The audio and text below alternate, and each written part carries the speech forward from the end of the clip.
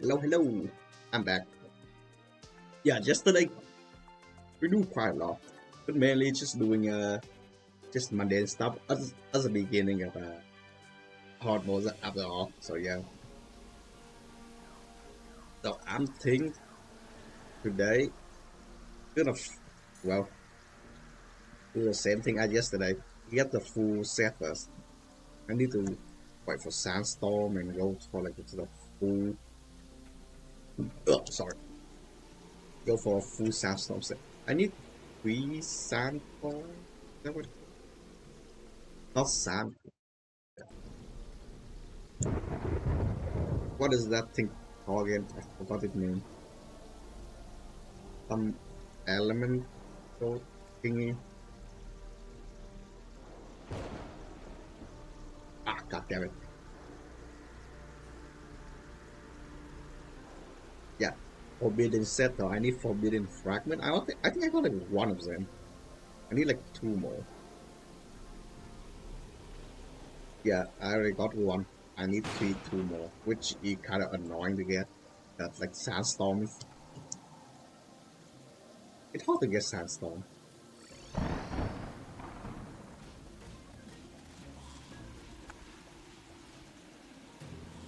Yeah, and I think after this, I'm gonna head to the spider biome. Maybe I should head to spider biome now instead of waiting for because the spider creep thingy. Yeah, that's right. Uh, do I even have spider biome? No.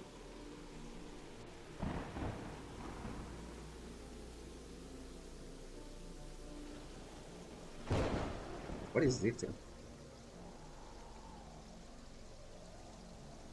Oh, I don't think I even have spider biome. Oh no. Ooh.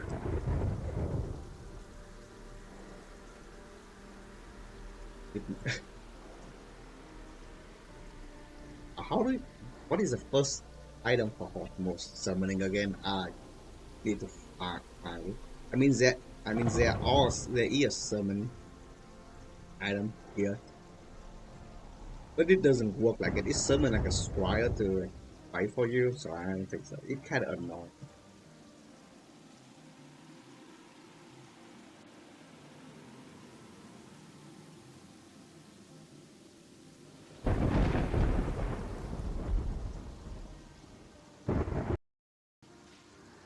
Hmm. I basically stuck. No, not actually stuck. It's just more like really slow progress.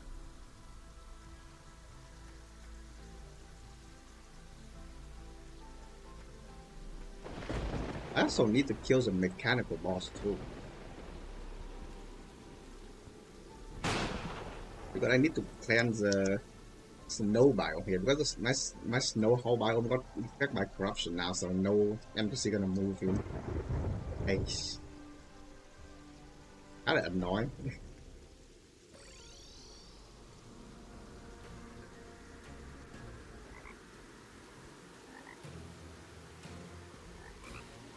Tiki, Spider, and Starlet. The Tiki only spawn after the Tiki only spawn after you kill Plantera, so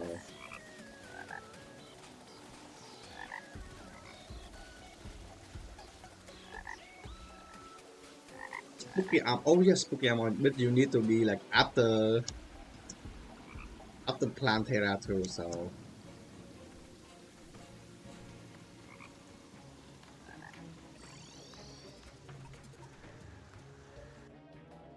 Hellfire Elf. I maybe next mod I'm gonna play Adam Mage. So, yeah. This version I'm just gonna play Adam Summoning. I'm just gonna rotate between like past. Oh, what the hell is it? There's so many time enhancement. I mean basic, bell lengthening, so much. Nice tries, rebirth rainbow.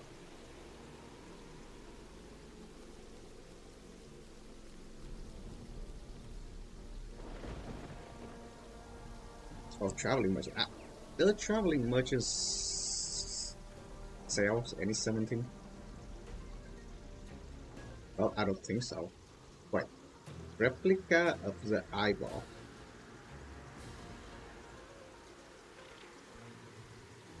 A chew toy. 1 platinum.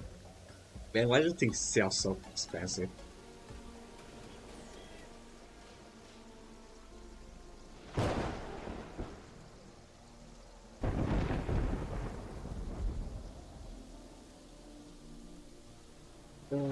Dang.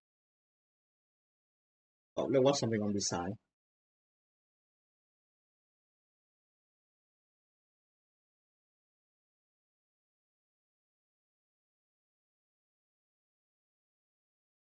Companion cube. Yeah, it's like 1 platinum or like 3 platinum for the companion cube, so I think expensive.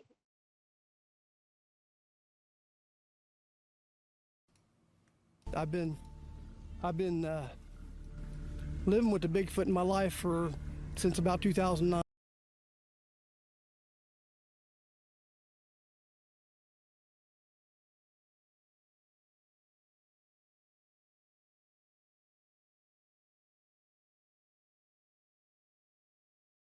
They've got me as part of their clan. I have one that's with me no matter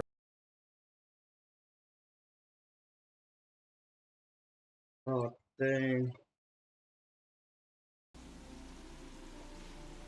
where I go. It's Everything's a verified Bigfoot. on my channel. If you don't live with the Foots, you don't know the Foots. They're not Bigfoot, they're not Sasquatch, they're the first people. What do you mean by first people? They were here long before us. How long? They came here with aliens. They told me this part. They came here with aliens tens of thousands of years ago. The aliens came here to take gold from our land. They brought the Bigfoot to protect them from the dinosaurs. What? To protect them from the dinosaurs while they mined the gold. That's when they got here, tens of thousands of years ago. That's why They can come to the planet and bring the squad in. They can have equipment to farm the gold, but they can't fucking defend themselves against some dino. the first people. So they are the first indigenous people of color in the northern landmass. They're the first people who was ever here. So do you think that part of the reason that they stay in They get extracted. secrecy Oh, yeah, is that extracted. they're No. worried that they might not be able to survive You're probably way under white better. supremacy? No, they don't trust our government. The Foots don't trust the government. They know what these governments are about, and they don't trust them. The Foots know what's going on in this government. They know everything's going on around everywhere. Back in 1960s, the CIA took a Bigfoot in, put it into a room and captured it. They thought they captured it. If it didn't want to go, it wasn't going. They put it in a room, had cameras on it, and they watched it go poof and gone. CIA left them alone after that. So you're not a fan of the CIA? Huh? Where it Not a is, where'd fan he of go? the CIA? I'm not a fan of none of this government. I've never voted. They're all lying. It's all bull. I don't vote. It's going to get straightened out because I had a call out about that. All the things I've called Yeah. out pretty much have happened. Can- When things can come a out of my silver? mouth, they happen. It's been the way all my life. I called out 6 years ago. It was 2 months after Trump was in office. I had a call out that I wasn't even in a conversation. Just run out of my mouth at a buddy of mine's house. They say 70% of Congress is going to be gone. The corruption is going to be dealt with. The corrupt will be gone. There'll be no more corruption. We're going to get a paycheck. I don't know what that means. We're going to get a paycheck. Bigfoot We're going to use the RICO Act Confederation. to prosecute these people. A confederate. The RICO Act's getting talked about pretty heavy right now. Yeah. You think there should be no Bigfoot government or just a little bit? yeah. Very little of any. Somebody's got to rule something, but they got to do it right. Freedom, total freedom. That's what we got to have. Are you an anarcho-communist? What happened in what he said? Nothing Am I happened. what? Squatch on! We're here right now in beautiful Reynoldsville, Pennsylvania, aka the Paris of Western PA.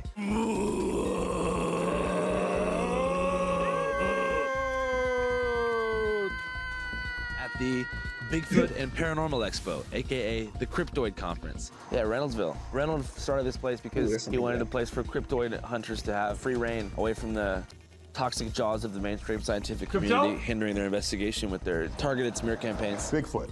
All right. What matters is the peer-reviewed research results. Oh my god, What that matters guy. is the I data. forgot his name. Now, as many of you know, about 2.5 years ago, I went searching for Bigfoot in the woods of Minnesota. I was initiated into a small research team. I myself actually searched for Sound Bigfoot. like it.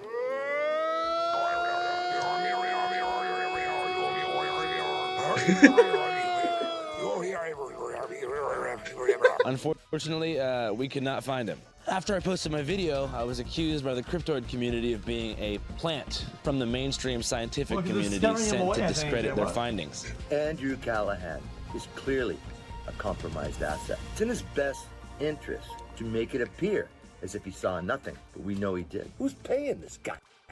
I'm here to prove that I am not. I'm an ally to all cryptoid searchers and finders. You know, I'm sure there's lots of shit I don't know. Andrew Let's walk Callahan up in there guy, and swear, see what man. the hell's going on. Bigfoot. Bigfoot? Bigfoot. Do you believe? Yes, sir. Have you seen him? No. Yeah, that makes sense. Yeah, government likes to hide all kinds of stuff, so. What do you think are the top 3 things the government is hiding? Truth on the election. Right now, that's got to be a big one. And, of course, space aliens. I guess Bigfoot.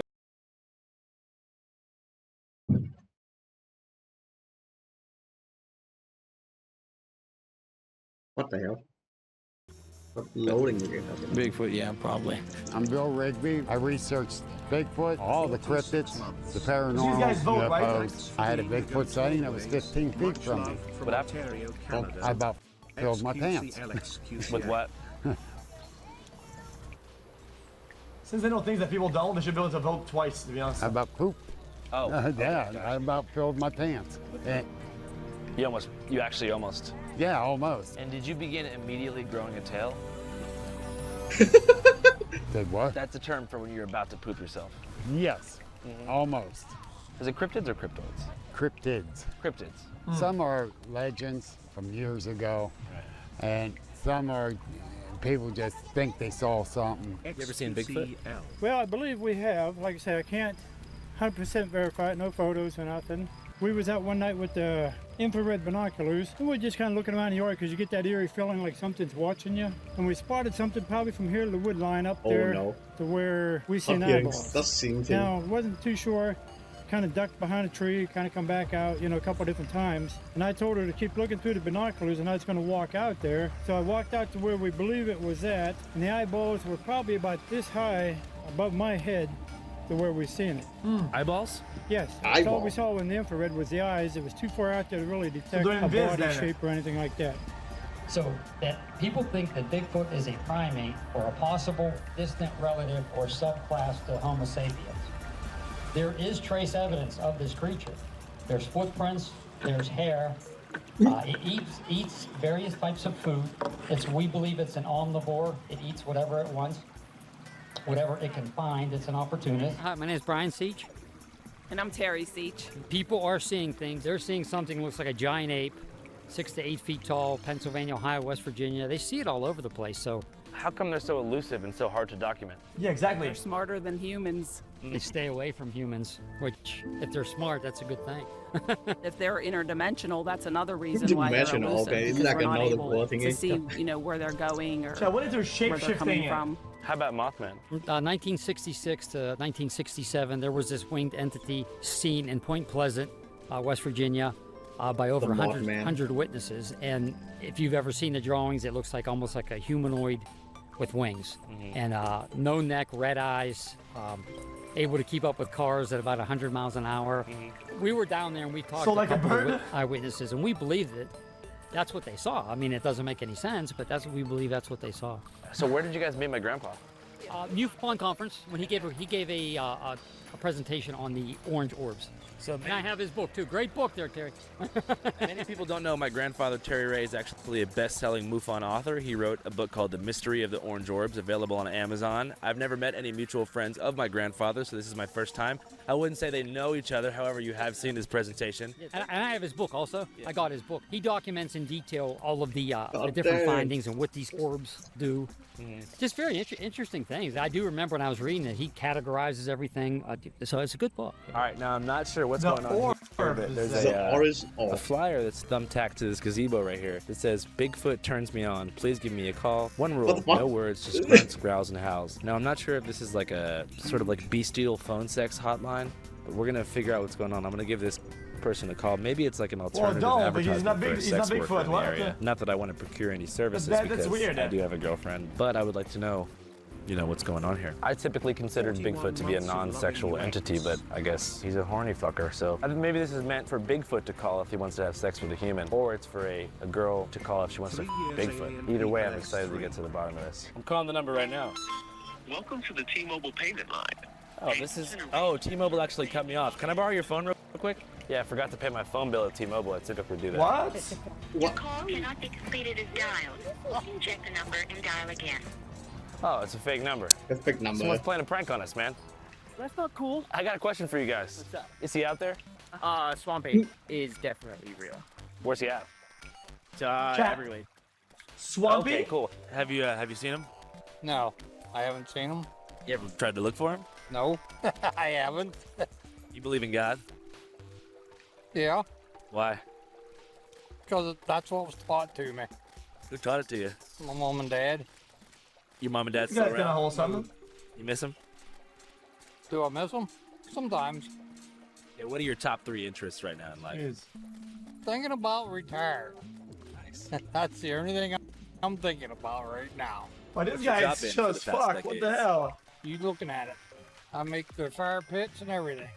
What do you like better, Golden Corral or Cracker Barrel? Golden Corral. Why? Better variety. You got any kids? Yeah, a few. You like them? You know what? I don't give a fuck if this guy believes in it. This guy can believe in Santa Claus, a fucking moth, fly, person, whatever, a swampy. I don't give a fuck. Where were you at on 9/11? Sitting in my house. What was your first reaction? Wow. You ever been to a concert? Nope. Yes. What concert was it? Sure. Was it magical? Chilling. Would you rather be invisible or be able to fly? Invisible. Why? Then you can't see me. You wouldn't be here. Jesus. Chat, I thought I was gonna Hey, find my notes and say Good. I'm already invisible. What's on your mind today, bro? Nothing. Really? You believe in Bigfoot? Yeah. How come? I don't know. You ever seen him? No. Do you want to see him? Yeah.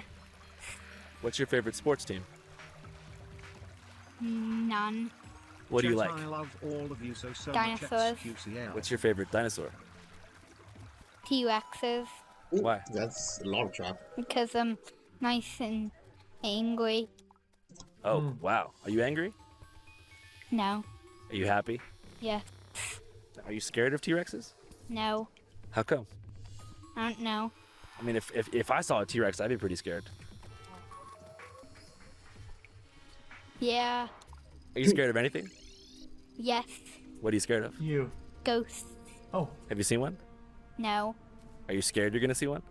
Yeah. Yes. He talk a lot. What are you gonna do when you Usually, grow I up? don't. A cop. How come? Usually, he doesn't speak that I much. don't know. Us as this You gonna save people? Yes. Who do you want to save? A ghost cop. People who need it. That's right, man. You're a great kid, man. Thank you. What's your name? Marcus. All right, Marcus. I'm gonna catch up with you Oh, in hell 20 yeah. years. I'll meet you right here in this spot in 2043. Okay? Sounds good. See you then.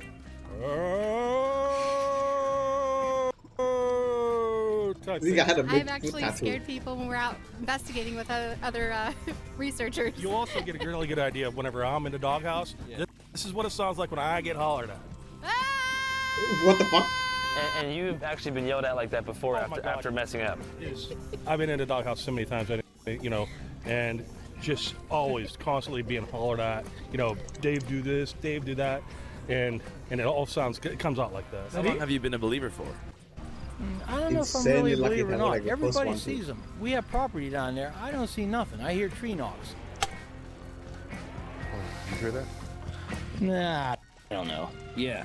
Truthfully, I was getting a bit tired of hearing lukewarm eyewitness accounts of Bigfoot without hearing any substantial information about where he was. Oh, is it one? Oh yeah, As a what was journalist, it? my job is to find proof, Oh, and I anecdotal forgot. evidence It was a was only pretty taken hard mode. so far. As the Salmon? afternoon continued, I was able to track down the lead organizer, It was local like man named Marcus. one I like figured maybe three he more was the guy to salmon point too. me It's so in the nice. right direction. Me, my wife, and our buddy. Salmon, a spider This whole queen thing? to speed Yeah. egg. Oh, Oh, is this it? is Is awesome, it dude. a century? We started the non-profit for the Bigfoot or Jefferson Yeah, but I County think I'm Bigfoot gonna guess it. Paranormal I'm gonna Expo. guess We spider's put it all together. So, What got you started in this whole subculture? believe it or not, our daughter, she was only 10 years old last year, and she is a vendor herself. She makes all kind of crafts and stuff, and she got all these crafts together for an event.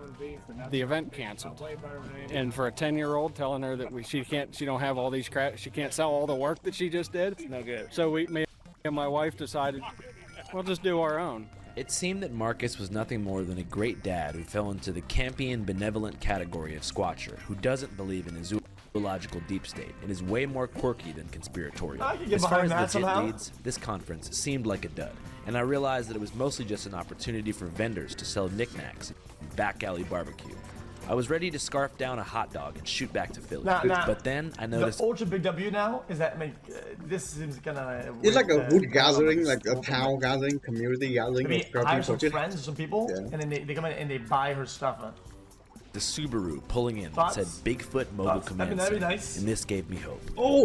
Behind the wheel Oh, was the El Chapo of Tri-State Cryptid Research, Mike Famelant, a name that rings bells from Erie to Westchester. Life with the possibility of Bigfoot or the Loch Ness Monster is far superior to one without. I figured if I wanted to find this bastard, Mike was my best shot. My name's Mike Famelant, and we are at the Jefferson County Bigfoot and Cryptid Festival in Reynoldsville, Pennsylvania. Cryptid is any sort of undocumented, undiscovered biological creature that's just unrecognized by science. So you have Bigfoot, you have winged cryptids such as Mothman, Jersey Devil, like we're going to talk about.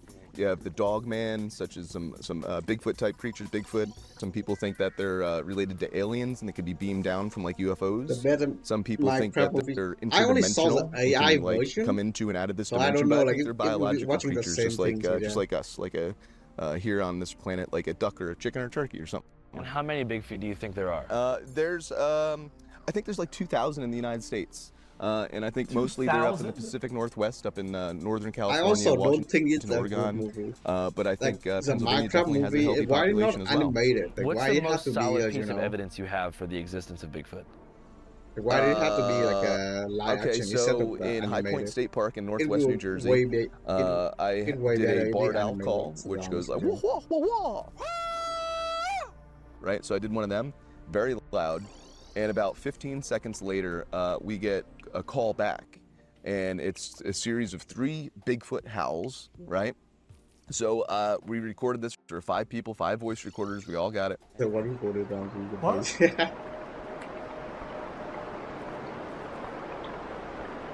I sent it away to a linguist from the military, scientist from the military, right, who does Bigfoot research on the side. He came and with this like 5-page report said because of X, Y, and Z, it's outside of human vocal range, and it's no known animal from northwestern New Jersey. That's a scientist from the military coming to say that. That's pretty cool, you know? Yeah, but that's not evidence of anything, though. It's not, bro, evidence that isn't something isn't evidence that it's something else. Double down. So if it's not something, doesn't mean that it's something else. What is that? Yeah. Damn, I'd be stoked. Yeah. What does a Bigfoot house sound like? Oh, is it actually nice? Loud and long. Did every continent except Antarctica has a cryptid on it. How often do you look for it? This is my full-time job. I actually go around and do this full-time, so I'm out probably 5 nights out of the week looking for Bigfoot. Oh my god. Damn, so how many in total searches have you done? It can be anything, but it's like saying it. But last night, were you in bed at 8 p.m.? Were you in bed at 8 p.m. sharp? You were not? Okay, you were out smoking crack. I knew it. It was so obvious. It was obvious. Hundreds you were of out them, smoking if not crack. thousands. I know you were. Have you personally Because seen it's one? not. It's no, not. I haven't. You weren't in bed. So I think I've obviously been smoking within like crack. 20 yards up in Whitehall, New York. I was surrounded by Bigfoot. Suddenly, as it started, stopped. So we think that they moved out of the area, and we think that they could have potentially came down here to the end of this road that we're at. But I've never actually seen one. No. How did you know you were surrounded? I know. Well, we were getting rocks thrown at us from all different directions. Oh yeah, you got rock thrown at us, and we think. It was crazy. It lasted about 6 minutes. Did that strike fear into your heart? Oh, it was terrible. It was the most terrifying thing. And I knew it wasn't a person because a 15-pound laptop-sized boulder came and crashed down 5 feet from us. That's how I knew it was. That was like my first Bigfoot activity. Nothing else happened the entire night. Though? Nobody else had any activity that trip. So it was just my, from that, it was like, man, that's something had to throw that. I got the sense that for Mike, it wasn't so much about the Sasquatch and about gathering concrete evidence of Bigfoot's existence. It was about the activity of squatching itself. Yeah, rocks Hunting can for fall on Bigfoot cliffs gives and Mike a shit. chance to connect with nature, exist in harmony with the great outdoors, and return to his inner child, a soul full of imagination, gradually whittled away at by the pressures and stresses of contemporary Pennsylvania life. Everybody that hikes and gets outside, either looking for Bigfoot or otherwise, wherever they're at, they kind of find a place of solitude, listen and relax, and it's to get in touch with nature. You But gotta that's kind of what pause it is. something. It's just, You can see behind me, this is just absolutely gorgeous. This What is is- one of the best views I've seen Get in clothing my on a life. rock slide or something. Find a nice spot, just sit for a minute. Don't let anything bother you. Don't worry about text messaging and emails and work and money. Childhood wonder aside, Mike immediately struck me as some kind of salesman. Maybe it was his Subaru decal or branded polo shirt that gave it away. But either way, he spoke with the confidence of someone that had something for sale. Upon navigating to his website, he sells two things. His first product is guided tours, which is probably why he's out 5 nights a week. Other people pay to go with him. The other product is just a straight-up DVD called Shadow of the Red Eye, which is a Ghost Adventure-style chronology of his cryptozoological exploits. What happens is it's pretty cool because sometimes someone will come up to me and say, "Hey, I've never told anybody this, but 30 years ago I had a Bigfoot sighting, right? Or a Bigfoot encounter. I've never told anybody this, but my show and my vehicle give those people a way to be able to tell their stories and to be able to come out and express what they saw, right? And a lot of people, Yo, what a lot of the people won't do that fuck because is this, they're man? afraid to get ridiculed and made fun of and stuff like that. My show gives them those people a way Cryptozool, like, to I be able to think tell their he stories still in a haven't very played professional way. Payback. Once Getting again, old, I was so yeah. becoming discouraged. As a news team, were we really any closer to finding Bigfoot than we were when the day began? I mean, if I was Bigfoot, I'd probably avoid places like that. I signaled to my production team that it was time to bounce. But then suddenly, a Another thing brave happened. man emerged from the shadows to interrupt Mike's presentation with hard facts about his experiences with the Big Feet. Oh. How many Bigfoot have you seen? How many Bigfoot have I seen? 0. Okay, I live with them. Okay. I live I'll with give him. you a Holy card. shit. China Moss. You with him? I've done this for a lot of years, and they're not what people think. Okay. Interesting. You got any questions? I got an email address. Okay. Cool. Name's Stacy Hazlitt. I've been living with the Bigfoot in my life since about 2009. If you don't live with the Foots, you let the man cook for a little bit. My life was raised for this. I also have a thing I do call-outs. Things come out of my mouth that happen later. That's relevant to this. Yeah, the Bigfoot come to me in about 2009, a property I bought in '96. wife, They were around my property for a long time, but they eventually showed up, and now they've got me as part of their clan. I have one The that's with me clan? no matter where I go. Not even the packs, the clan. I am totally willing to take a polygraph test, and anybody who wants to submit me to a polygraph Oh test. yeah, but we know he was succeeding the test for sure. And assure me that the results will be publicized. My job from them is to let everybody know what they're about. So you actually talk to them? Yeah, and they're with me everywhere I go. Like they're here now? My female is no doubt with me. I don't My hear her right now. female But she's knows. everywhere I go. What do you mean by your female? It's a female. Oh, okay. But you don't, it's not a romantic relationship. No, we have a love relationship that's went on for years, but there's no physical. This is a never-ending story for me because we still live with the Bigfoots. They still contact us. We're still in touch with them. That's been going on for a little while. Do you think the government is hiding them from us? They know about it. It's like they're just now coming out with UFOs. That's been known about a long time. Yeah. The government don't let you see things because they can do nothing about it. UFOs, it's getting so He might prevalent be they hitting gotta the come up pussy. with it. I think it was in 2022. I went and met with the heads of the families. The Bigfoot families. yeah. I asked them if I could get a picture of them and me together to verify that I'm with them and I want to represent them in Congress to get them protected. They don't trust the government to do it. Oh, that makes sense. They know what these governments are about and they don't trust them. The Foots don't trust the government. I couldn't believe what I heard. I mean, from a research perspective, I hit the mother flippin' jackpot. It's one thing to report a Class A Bigfoot sighting, or present a choppy photo of the Sasquatch and say that it's him. But to actually live with them and be escorted to meet with the heads of the families, whatever that meant, was the a head whole of the different family. ballgame, Oh and no! I had to find out. Though. Thankfully, whenever Stacy confronted Mike, he gave me his business card. So the next morning, I gave him a call. And to my surprise, he invited me. That's right, Andrew Callahan from Channel 5 News, to actually tour his compound and see the big feet myself. So I threw a backpack together and hopped on the next flight to Columbus, Ohio, where Stacy told me he'd be on the south side of town and would give me a full tutorial on Bigfoot communication tactics. The processes you have to go through to be in touch with the Bigfoot like I am. I mean, nuts as it sounds, I'm just telling you the way it is. If I do something they don't like, I'm gonna get spanked. Yeah, this is paradise. I'm not trying to exploit them in any way. This ain't something you just conjure up, they do what they want. Hey, Flowers, you got any friends out here? Photo. Hey, Flowers, anybody out here? If you'd like to see our new complete documentary, Stacy's Bigfoot Portal, go to our... Interesting. Alright, that was interesting. What else, chat? Anything updated, chat? Was there any, I can't even kill the spider. I don't even have spider bite on me. I mean, maybe they do, but I need to find. But dang. He actually finds a Bigfoot Whisperer. The one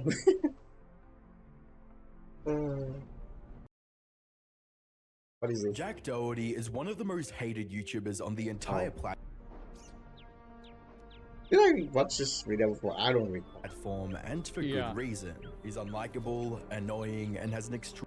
Yeah, had more corruption way harder. But you would think that after receiving every warning imaginable and turning the entire internet against him, that Jack would I still like the corruption more than Crimson for views and clout. This has been like a really popular thing, and it's been going on for like probably 3 years now, where there's content creators that are going out of their way to be annoying and obnoxious publicly for attention. This is super, super common now. Your house? Yeah. Okay. What do you want to do? We're not here to play games. Flip a coin. Oh. What do you want to do? Heads, we send him in jail. Tails. No. Hey. He's not going to... Unfortunately, it would only be a matter of time before Jack's bold antics caught up with him and threatened to end his entire career. It was a battery and assault lawsuit. I create weekly YouTube documentaries, and today... Which, by the way, I am so glad to see people like this actually have real-world accountability. Because I think the biggest issue with this is that people commit crimes for clout, and then people get mad at like the like YouTube or Kick for not banning them. Like, I don't care about that. They should be prosecuted if they're committing crimes. I mean, that's true. Into the rapidly deteriorating career of Jack Doherty. Around 7 months ago, I uploaded I think Danger Sand posting are really good for finding infamy on YouTube. Spider Bible, but it highlights a creator and streamer who made a name for himself by capitalizing on viral trends and lighthearted trolling content. Yo, what is up, guys? Jack Doherty here, back with another video. There's a bit of respect that I gotta have for any kid that's out there grinding before they even hit puberty, you know? Like, I gotta respect it. Today I'm gonna be going trick-or-treating the day after Halloween. Yeah, I got my GoPro on my head. Yeah, just being an annoying retard. I get this. I'm just gonna tell people I'm a doctor or something for Halloween. However, as his online career progressed, Jack would escalate his content from a few harmless pranks to extremely disorderly look at it, like the spider web appear as a Danger Sand potion. So is it really good if you want to just want to find upping the ante. It's like, okay, I did something harmful and funny, now let's kill somebody, right? Not that extreme, but just like in general, that's what happens. Yeah, you're ramping. Like him harassing Ninja on stream, getting I like the meatball with and shutting off the power of Walmart. Jack wanted to cause as much mayhem as possible for the sake of viewership and clout. Shut off the lights at Walmart. Panel 1, panel 18. Bro, just go. 14, 16, 18. Go ahead. I'm surprised, like, this kid messed up with the entire Walmart thingy, and eventually Jack's thirst for attention pushed him to go beyond public misconduct, and he began harassing random people on the street during live streams. Of course, the thing is harassing random people. This is completely a fault of the police. Like, Walmart should have immediately pressed charges on this person. Like, I guarantee you that Walmart could find multiple reasons to crucify somebody for going in there and shutting off their power. Fault of the parents? No, there's plenty of just stupid ass At least like kids give him a have bad warning, you know, like a parents. fine. Or sorry, that have good parents. Yeah, it's not the Like parents' no fault. way I mean, like, this is a person, kid doing is a kid this, going like, in the back of he's the old enough Walmart to know and what turn he's off doing is the wrong. That's why he's acting. That's why he's doing it. Something. Why do you think he's doing it? He's doing it because he knows it's a bad thing to do. He knows Let's the bad not thing to do, and act he like got this is a view from 3-year-old doing here. it. So Yeah.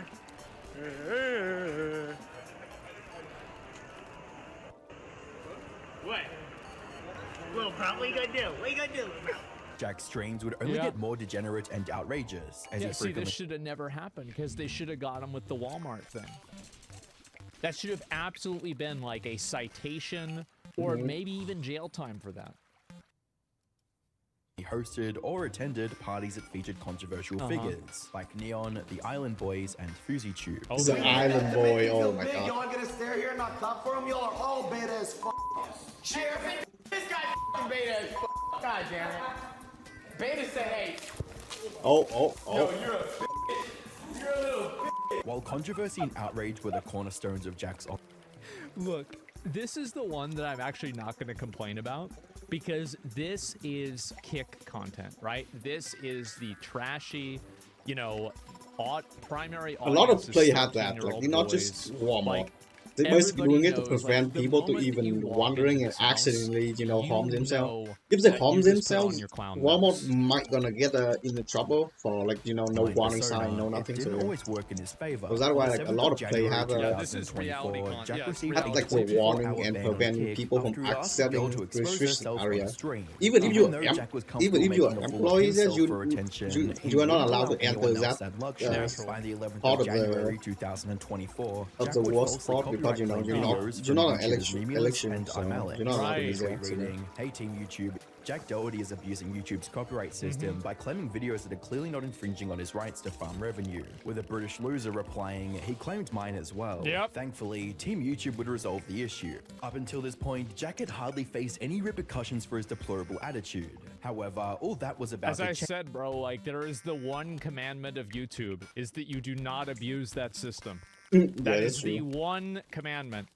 He did get in trouble with the Walmart incident. Walmart filed charges against him. His attorney worked out a plea bargain with Walmart since he was 16 at the time for 500 days of going to his local park with unsalted peanuts and hard-boiled eggs to feed the crow. What the fuck? Dude, I don't know if we or not. Change as Jack received the most shocking reality check of his entire career. On the 21st of February 2024, a personal injury lawsuit would be filed against Jack and his bodyguard Justin Lee. The document would allege the following. On October 28, 2023, plaintiff was attending a Halloween party at approximately 12:30 a.m. on the morning of October 29, 2023. Plaintiff was on the street outside the subject's premises and was talking to Doherty and Gosley. At one point in the conversation, Gosley asked Doherty, "What are we doing?" And Doherty said, "We're gonna fight. Us two versus you two." Alright, they're fighting. And gestured that he and Gosley were going to fight plaintiff and plaintiff's Wait, friend. what? Moments later, Gosley violently punched plaintiffs in the face, sending him falling to the ground and causing serious physical injuries to his head, face, and neck. For a bit of additional context, the incident reference was from this viral clip that Jack posted on his Twitter. Yeah, I saw this video. Who are you talking to, dog? I'm just saying, y'all say Like the security guard definitely in the wrong here. He legit attacking I remember the. seeing this. Yeah. Stop. What's wrong with you? Are you fucking crazy? Hey, what's up? Hey, one by one. By the way, that dude absolutely should go to jail for punching him in the face. Yep. It's not even a question. You don't get to just punch somebody in the face. Like, yeah. What is this? This thing's so tanky. Look, it's like what 1 are we and even 2 talking damage. about here? Fucking security guard. The After size outlining difference? the events that inspired. It doesn't matter about Oh, the look size how difference. fat Like, but yes, this thing obviously punched. he was a bigger guy, so it was easier for him to knock the other dude out. But if the other dude had punched him and knocked him out, I'd say the same thing. I'd say the size difference makes it worse, right? Like, it looks worse. But at the end of the day, it doesn't matter. You can't go around hitting people. Like, it's not even a question. Could have easily been a murder. It could have, yes. That's the But thing, it's not is if you Spider-Man. fall down like that and you crack It's like your a hive. skull, you're I think I dead. enters a hive. That's happened. It's not like a joke. Like, that shit can happen. And it's not because somebody's like some kind of fucking Bruce Lee, you know, like One Punch Man. It's just RNG, bro. You fall down the wrong way, you hit your head, you die. Yup. That's it. That's why, like, I don't want to go into fight with everyone. I just run the away. document highlighted how Jack continued you to don't know profit what off the that person incident have. and his involvement in similar confrontations. Ooh. Reading, Doherty has and continues to generate income due to the many views the video has received, all to plaintiff's detriment. True. Doherty has a history True. both before and after the subject incident of filming himself harassing, assaulting, and antagonizing members of the public. He does. He does. Like, and he touches people very regularly. Having a security guard step in to intimidate and assault them if they react to Doherty's harassment. The following links show various other altercations caused by Doherty. Yeah. Why? Because you're a clown, man. This is a resort. People are trying to chill and relax. You know my dad owns this place, right? Yo, if you stop touching him, you were the one that came up to me first. See, he's touching people, bro. Like, you can't be touching people. It's crazy how, like, such a simple concept is lost with so many people. See, like, the fear of the parents. You can't be going around touching You ain't people able like to keep this. doing it, and the kid will 100% keep gonna keep doing it. You don't set boundary, and the kid will continue shooting. While this was the first time Jack had faced this kind of legal trouble, the same couldn't be said No, for his I think absolutely it's not even a question. That, like, if you did something like this, you should immediately, like, have to go to jail. And also, by the way, keep in mind that the only reason that that guy isn't dead is because it's against the law. You really think touching and acting like that towards somebody wouldn't have them shoot you? No, if this was the Wild West, the dude would be fucking dead. So we have rules for this. And if we don't have rules, then they'd be fucking dead. Like, of course, I checked the guy. Of course, yes. bodyguard, who had a, quote, history of assault and battery. Jesus. Given the severity of the incident, the lawsuit would seek relief for damages and reimbursement for legal costs.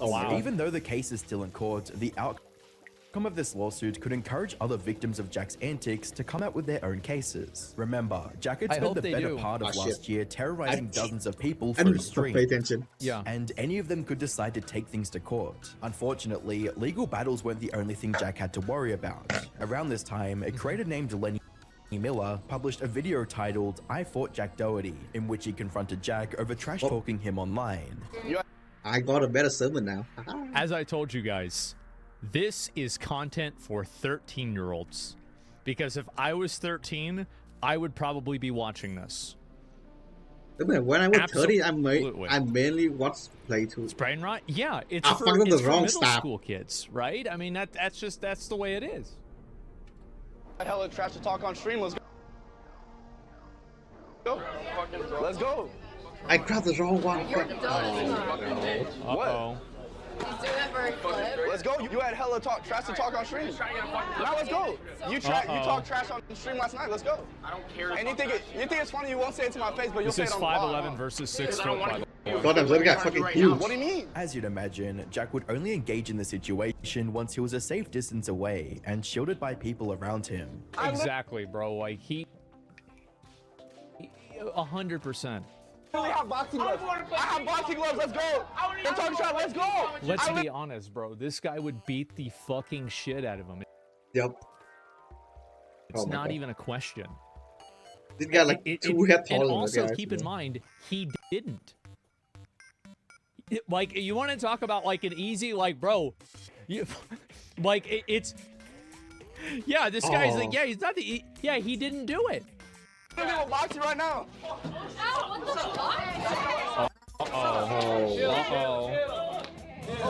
But you won't box. That's what I'm saying. See, even them, it's crazy how these guys, bro. What are you thinking? Touching somebody, grabbing somebody like that. This guy's like twice your size. It's broccoli hair gathering. Broccoli hair more and more people were turning against Jack, and that trend would only continue as his inner circle of friends were about to expose his darkest secrets. On the 30th of March 2024, two former friends and a former employee of Jack collaborated on a video titled Jack Doherty Must Be Stopped. which was meant to highlight several concerning details about the kick streamer.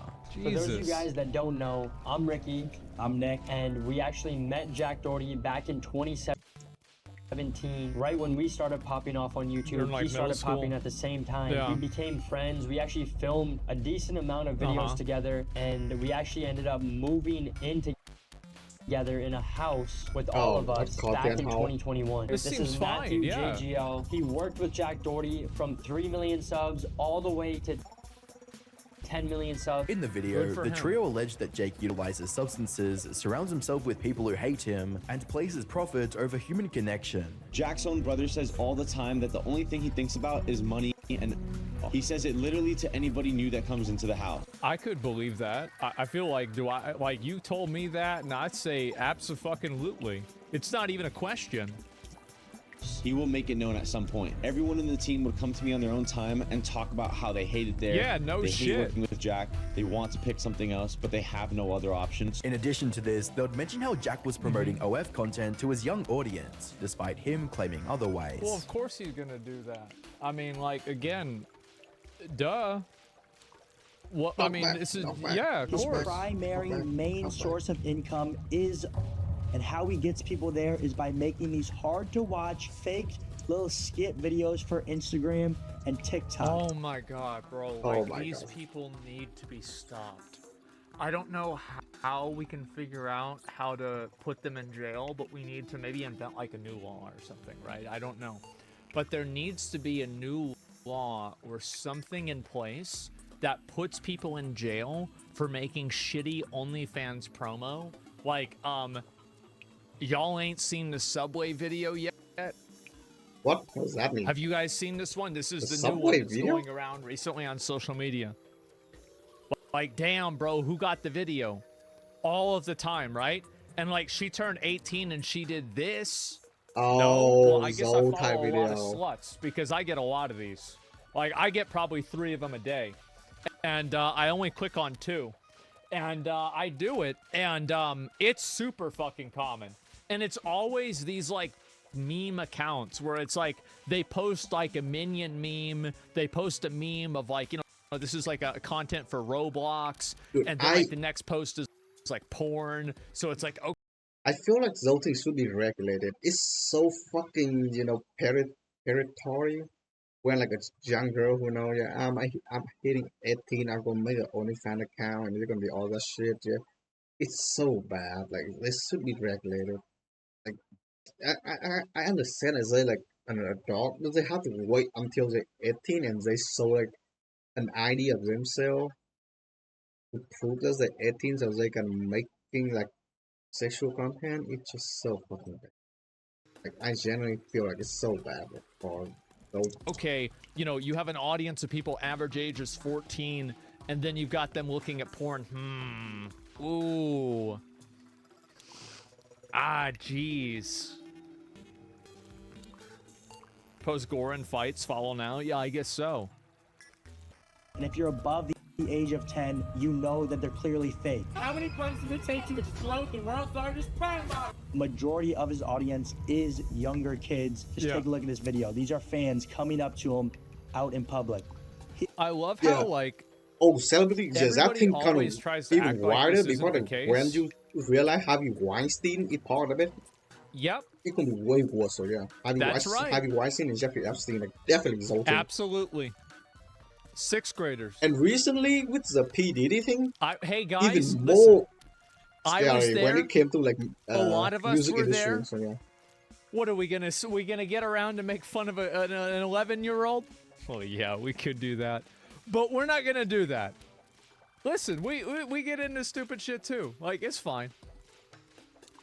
Like, he also has these girls in his videos that are all signed to his agency, and he takes a majority. Oh yeah, this is one of the things that like it's really popular, and you get a crazy amount of money with this. Is that a lot of guys get these girls? They're like OnlyFans managers.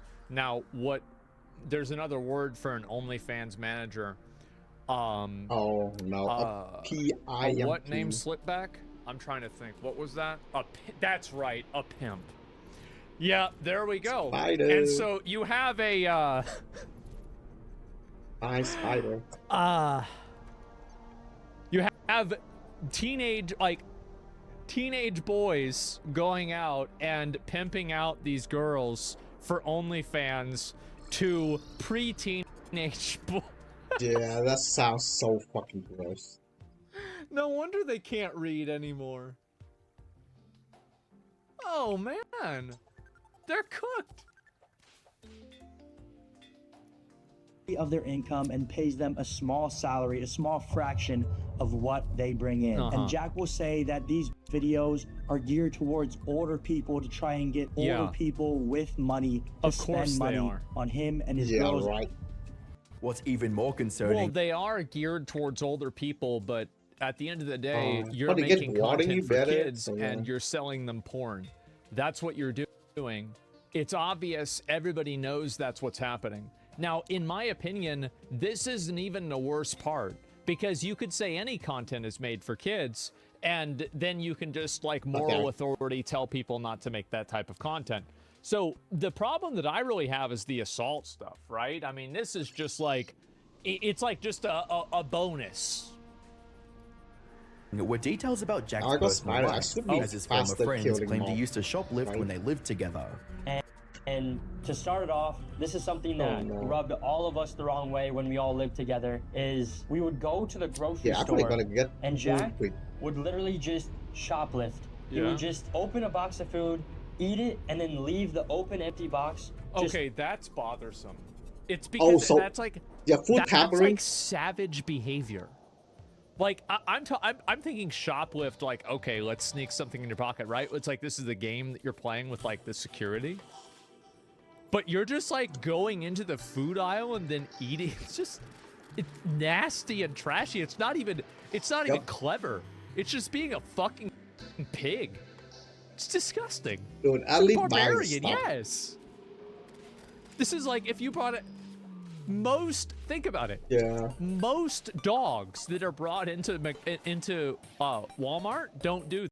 This is why I kind of, every time I buy some stuff, I kind of open the lid to see if there anything wrong with it. Because a lot of food item now have something called a seal of protection, and I have to open it to see like if the seal is removed or not. So yeah, like it is insanely bad. Dogs. On the shelf, on the counter, for some worker to clean up, and we would sit down and try to have talks with him and be like, yo, just pay for it, bro. But whenever we talked to him, it couldn't get through to his head. He would just be like, whatever, bro. They also accused him of stealing products at the self-checkout terminal. He had like 5 things he was checking out. Well, it would be a whole full grocery cart, and he would only scan one of the items out of the 5, and then he'd go to the next thing, one of them out of the 5, the next thing, one of them out of the 5, and just full-on scamming these companies. Yeah, even though they were criticizing... I could easily see this happening. A lot of people do this. Jack for his wild lifestyle and degenerate antics, his former friends still wanted to help and see him improve. Yeah, stealing from the self-checkout line, it's like, okay, a lot of people do this. But opening up a bag of Cheetos, eating like a handful of Cheetos and just throwing the bag back on the shelf, that is barbarian, unwashed, fucking, like, savage behavior. You do not do that. Steal the bag from the self-checkout line like a normal person. To compare the two, but Jake Paul back in the day was going down a path that people could see from the outside could lead to a bad outcome. Nice, even Jake Paul recently was on the podcast with George Janko, and he pretty much said the same thing that Ricky said about Jack Doherty, that Jack Doherty, he's going down this path, but Jack Doherty's mindset towards all of this, he hears it, and he just hears it all as hate, not taking it as love, that people want to help him. By the 10th of April 2024, Jack would upload a rather angry response to his former friends, and to deflect the criticism. I'm tired of hypocrites. Everyone that has ever come after me has done everything I've done because they're fake, and I cut them off months ago, and now they went to trying to going the route of exposing me because I won't film videos with them. They're just fake. They're desperate for clout. They're jealous. In between all of his swearing. Right. Everything against me. You gotta admit, right? Because, like, I'm the kind of guy that I try to take everything on the internet like it's entertainment, and I see something like this, I think it's funny. I do. I think this kid's funny. And it's not funny as in like an I like him kind of way. It's funny as in like there's characters on TV shows that are really obnoxious and they make the TV show more interesting. Yeah, it's funny. Jack accused his haters of trying to be like him, but failing, and claimed he never did anything wrong. Yeah, There's nothing to expose. Everything I do is already out there. I'm not a bad person. If I did anything wrong, I would be in trouble, but I'm not because people like to twist, make it seem like what it's not because they just can't believe what I've accomplished and they just want to say everything that's not true to cope with the fact that they're not where I'm at. People try to... I'm sorry, but I think this is so funny. I do. This is so funny. The king is tired. Yes, it's so good. But he was like Cartman. I know. Cartman. Oh, do what you do, and if they don't succeed, they just hate. The allegations made against Jack would only continue to increase, as another one of his former associates named Norway made against Jack. Oh my God! Look at all that. Let's try to kill the. Would only continue to increase, as another one of his former associates named Norway would accuse him of housing a minor. Jack, I'm gonna tell people she was 17, Jack. Sophie good. Oh, not Sophie, Sophia. Sophia's little sister was 17. That was at the house. And then you said they're never coming back to the house. 4 days later, Jack, Ace invited the 17th. I always take all this stuff with a grain of salt. You think that's true? Talk to the fucking police. Yeah, like this is a serious accusation. Yeah, definitely. Like, involve the police. I don't care. If you think that guy committing a serious crime, just contact the police. I also have messages of Sophie messaging me, Daddy, please forgive me, or Daddy, please come over, or something. What the hell? But I didn't want to come over because you're a 17-year-old, and Jack, I messaged you. I told you to kick them out, and then you didn't do shit about it because you're in Dubai. Yeah, definitely. In his Twitter community, Jack would address the situation. I can't believe he switched up on me that fast. You know what the best thing about this is? How I just read it. At no point in time does he deny the fact that she was 17.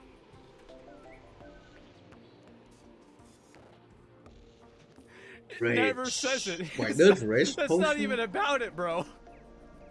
With a tweet that read, "Can't believe Norway switched up on me that fast. I never even kicked him out. I genuinely cared about the kid and did everything for him, and still would. Hope one day he realizes how good he had it, until he threw away his best friend for 15 seconds of fame." Underneath Drama Alert's coverage of the tweet, nothing about the girl at all. Jack would defend himself by stating, "That minor he said I had out my house was invited by him, and right when I found out, she got kicked out. TF do I get out of having minors at my house? I never invite girls to my house. I have a GF. Think what you want, but I have too much to lose to do stupid stuff like that." Norway wasn't the I mean, to be fair, I mean, I'll tell you, that's probably as... But, like, why are you eating bags of Cheetos at Walmart that you hadn't paid for? Because, like, that's really... I'd say that's even dumber than the girl. Like, that's like you are... Like, that's... Bro, a dog doesn't do that. You can have... I've seen dogs at Walmart that don't do that. GTA, man. Yeah, this is like Grand Theft Auto. It's hearsay though? Yeah, and to be fair, I think it's a good argument that, like, yeah, I'm in this great position. Why the fuck would I bring a minor to my house? I honestly think it's like an accusation that's that crazy. You know, extraordinary claims require extraordinary evidence. And if this is true, then the police should be involved and not Twitter. That's my opinion.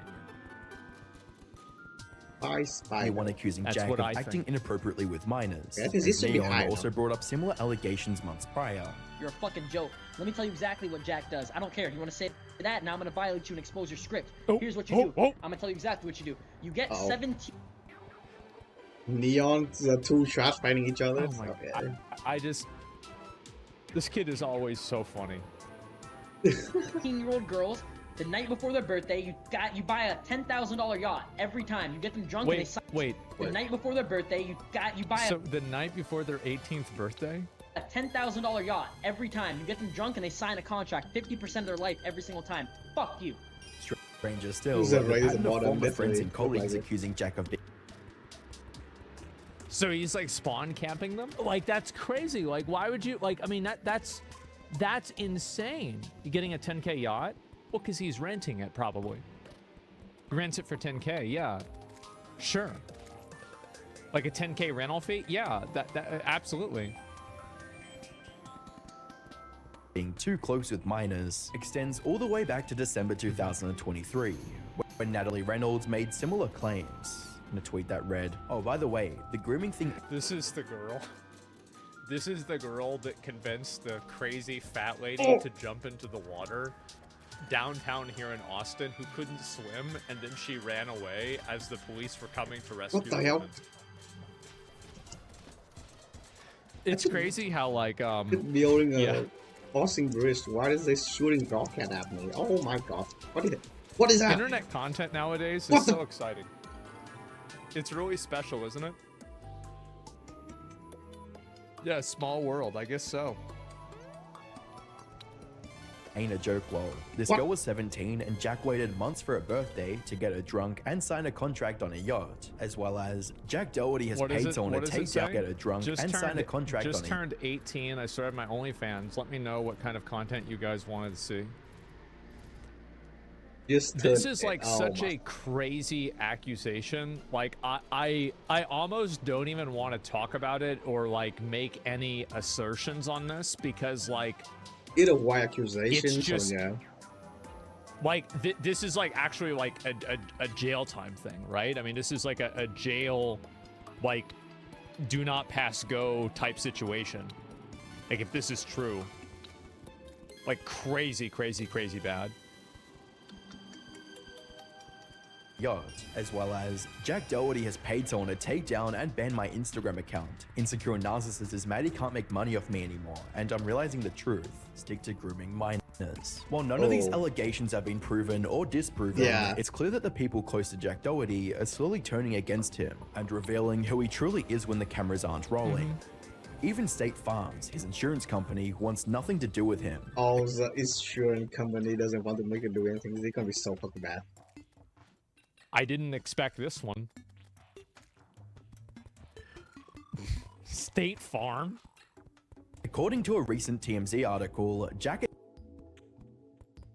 attempted to use his renter's insurance to cover his ongoing lawsuit. However, State Farm claims it's gone outside his coverage and is appealing to the judge to exclude them from the case. From the look of things, Whoa. Jack is rapidly running out of allies. An insurance company not wanting to have to pay out any money. Yeah, I would have never expected this. Which, to be fair, in this case, they're right.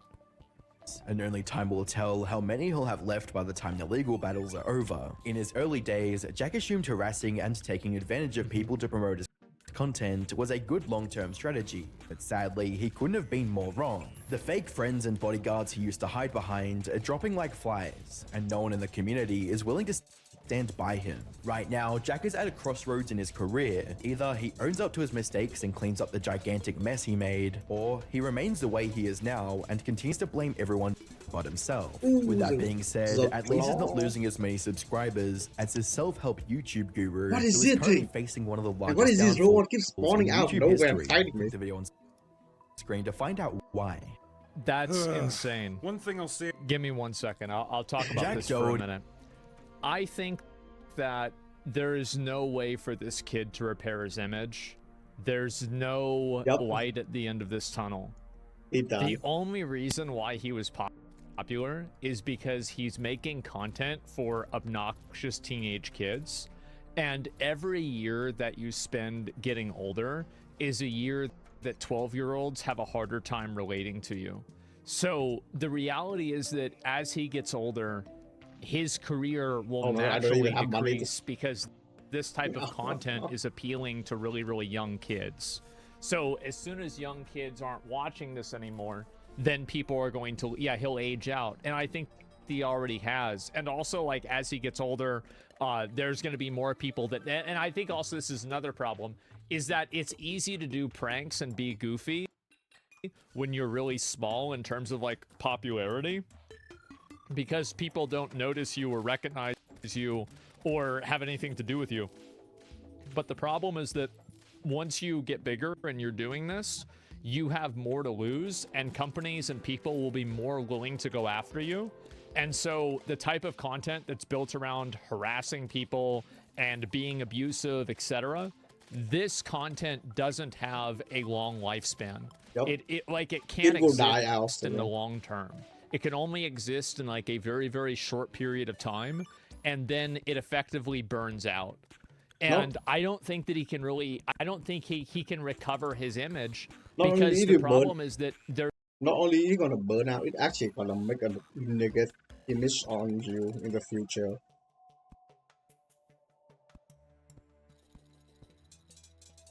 Like, just imagine one day you cannot even like doing any prank anymore. You have to resort into getting like an actual job. I doubt the kid gonna try to get a job, to be honest. But like, if you at the end of the bottom and you have to get a job, it's insanely hard for you to like getting a job because you're so well known for your naked. Was it tired of shit? No player want to hire you, so you basically need to cash out. So yeah.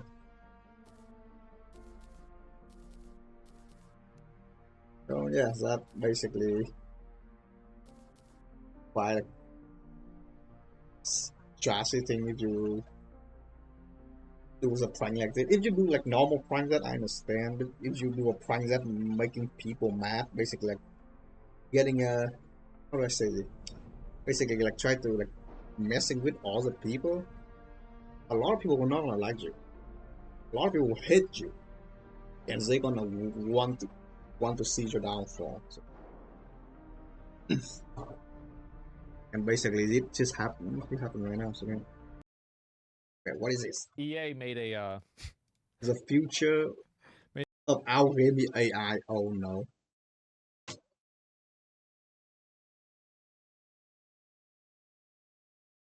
Yup, one jab, 2 fall, and you get shot. In a mockery of games. Oh boy. Oh boy, oh boy. Andrew Wilson is about to step on stage. He's EA's CEO, and the company's stock is near its all-time high. That's good news, but Andrew knows what's on the line. He knows that if their plan does not land, the stock will fall. That's always what happens. He knows that if that happens, he'll spend his already scheduled TV interviews having to play defense. The day is haven't heard EA for a while, and now I heard it alongside with Ubisoft. The thing is that they're gonna fighting who is the worst company this year. Like the villain CEO of an evil video game company. It's so good. 2024, and it's the first time they've held this event in 8 years. You and me, we think video games. We think just make good games, they will sell well, and your investors will be happy. But I think we both know that it's not really like that in reality. Generically, we can judge someone by how they treat service staff. Make a good video. They like want this, we can judge an executive team make a lot by of money how they talk to investors. Because it's not about you or I. I'm going to be honest. Yeah, that was actually a really great point. Well, let's listen to that again. We can judge someone by how they treat service staff. In a situation like this, we can judge an executive team by how they talk to investors. Because that's those are the people that matter. Those are the people that they're actually listening to. 100%. It's not about you or I. If Dragon Age is good, that won't fundamentally change the business of EA. It won't trigger a stock rally that will be great for the shareholders, which of course does include the executives, because they, in large part, are compensated with stock. Now that paints a dramatic and simplistic view of things. In reality, it's a bit more like this. Andrew needs to convince Jim. Now, we don't know Jim, but let's just say that Jim is a pension manager. Jim doesn't exactly know what a video game is, but he does know the games industry is pretty important. Jim also knows that AI is big, so when Jim thinks about where he puts his pension fund as the fund manager, if you are an investor, you only do a lot if you have a lot of money invested and that is how today's story happens. And if you don't want to end up like one of the Jims of the world, well, you have to keep in mind, too, the reason why a lot of these companies are using AI is because AI works. AI has worked incredibly well. especially with like customer support and shit like this, yeah. It's not like they're like, I understand, like, obviously he's going for the angle that, like, you know, these are like buzzwords where it's like, you know, blockchain was a buzzword in 2021, AI is the new buzzword. But the difference, I think, is AI is actually creating, you know, products. It's creating value, whereas blockchain and NFT stuff never actually created value. Sharpen up with today's sponsor. We're gonna help you transform doom scrolling time into like skill. A few company back then tried to do Apex Legends with NFT, but it doesn't work out. Now they're moving to AI. Their rather reviled business model to make it a little bit nicer. Yeah, they basically doubled the amount of battle passes you had to buy. Because of that, well, they have said that they've missed their revenue targets in the game because, you know, said reduction in cash grabbing. As for Battlefield, well, it's got 4 studios and a tech team working on it. There's a game with single-player, multiplayer, and alleged BR features that has been tested internally for over a year, with public testing next year. And finally, for the games, The Sims. There will be no Sims 5. Sims 4 gets... This is it's crazy how fucking bad this is. Like, if you compare, like, how do you expect to exist in the market? What's that game? Korean Sims game. What's it called again? Look at this. It's not even remotely close. Like, how can they have any? Look at this. No way, that's a Korean Sim game. It's not even. Oh my god. It's so much better. The Japanese eyes look so good. What the hell? They don't have a chance. Constant updates, a mobile and multiplayer experience, alongside a movie and a brand-wide platform. Thrilling stuff, but, you know, not the point today. Investors are the point. Investors do want more games, more widgets, but they also know generative AI is important. And, well, that's why everybody else is a bit angry at EA. I hope you're ready to make it more epic. And yes, make it more epic of course. Is a quote here. Extracted by Jeff Keighley alongside a video showcase Make it more epic. What EA call imagination to creation. Which is pretty cringe. We see in this a chatbot interface and a game engine. Pretty simple. You give it text, tell it what to do, and it places epic stuff. graphics. You ask for super some epic, guys. for your game, a little pop-up appears, you select your characters. And our demo sees a grenade-based multi-level box maze PvP experience that's lots of fun. But fun's not enough. We need spectacle, and that is when the words happen. Make it more epic. Wow. Is that AI game creation? Oh my fucking god! It looks... I really wish that I could be in that room just so I could see what the reactions of like the different investors would be. Like, do you actually have like these like, you know, 65-year-old boomers that don't know how to use like a smartphone and they're like, oh, I wonder, right? What are they? Yeah, is there a gasp or are they like, okay, it's another one of these? That's awesome. Oh, yeah, you heard it. Make it more epic. And, a pyramid appears on the horizon for some reason. Pyramid appears on the horizon, yeah. Give this system a massive library of assets and code. Wrap it in a user-generated content product akin to, say, Fortnite or Roblox. Players make things using no code, and there you go, infinite content. This is something that a lot of companies are trying to play catch-up on with Roblox, because I think Roblox, unintentionally or intentionally, but I think that they lucked into making the first metaverse. Roblox has had all of these games come out of it that have been player created, and you can use characters in interacting in these other games. Like, Roblox has actually done this, and I think that other companies like Epic sees this, like with Fortnite, because Fortnite's trying to do the same thing, and then you see EA trying to do the same thing. Now they're following it. Yep, I play Roblox. There you go. It's the sandbox game. It is, and I think that they just made the first metaverse. I feel like nobody's talking about that. I look at this, you look at this, and we think, ugh, that's slop. We know that a good game needs fine-tuned balance. We know it's the design that makes something good, not just what's generically learnt from an EA dataset. But Bill at the investor call might not understand that. True. This is not Halo 4. Roblox started nice, like was in an arcade. It allows Gary's mod. players to create their own game. 1813. But it is awful looking. It does not appear to be fun. But for investors, they don't understand any of that. The bull case for them is a true step change in efficiency. You see, the company exists to generate shareholder value. Remember the Embracer Group? I just love one of the quotes from Lars, who's the CEO of basically, our overriding principle is shareholder value, and that is, of course, said in the context of all the lovely things that Embracer Group did. But that's just how these companies run. And when one looks... To be fair, every company that is publicly traded has a fiduciary responsibility to maximize shareholder value. This is a literal fact. Every company is like this. It's just the way it is. The price of a company, often profitability and an expectation of growth are priced into the current price. So if you want your stock to go more than just sideways, you need a big, exciting bull case. This is very true. And I think Bellier is bringing up a really good point with this. And this is what's happened a lot, is that companies are trying to capitalize. So what a lot of companies... Okay, so let me take a step back. The way that a lot of investment works, there are a lot of companies that take a literal fucking, buckshot approach to investing.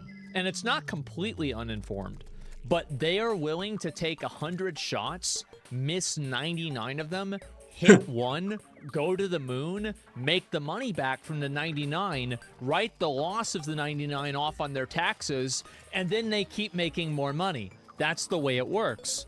And so what happens is that the way that you can attract those types of investors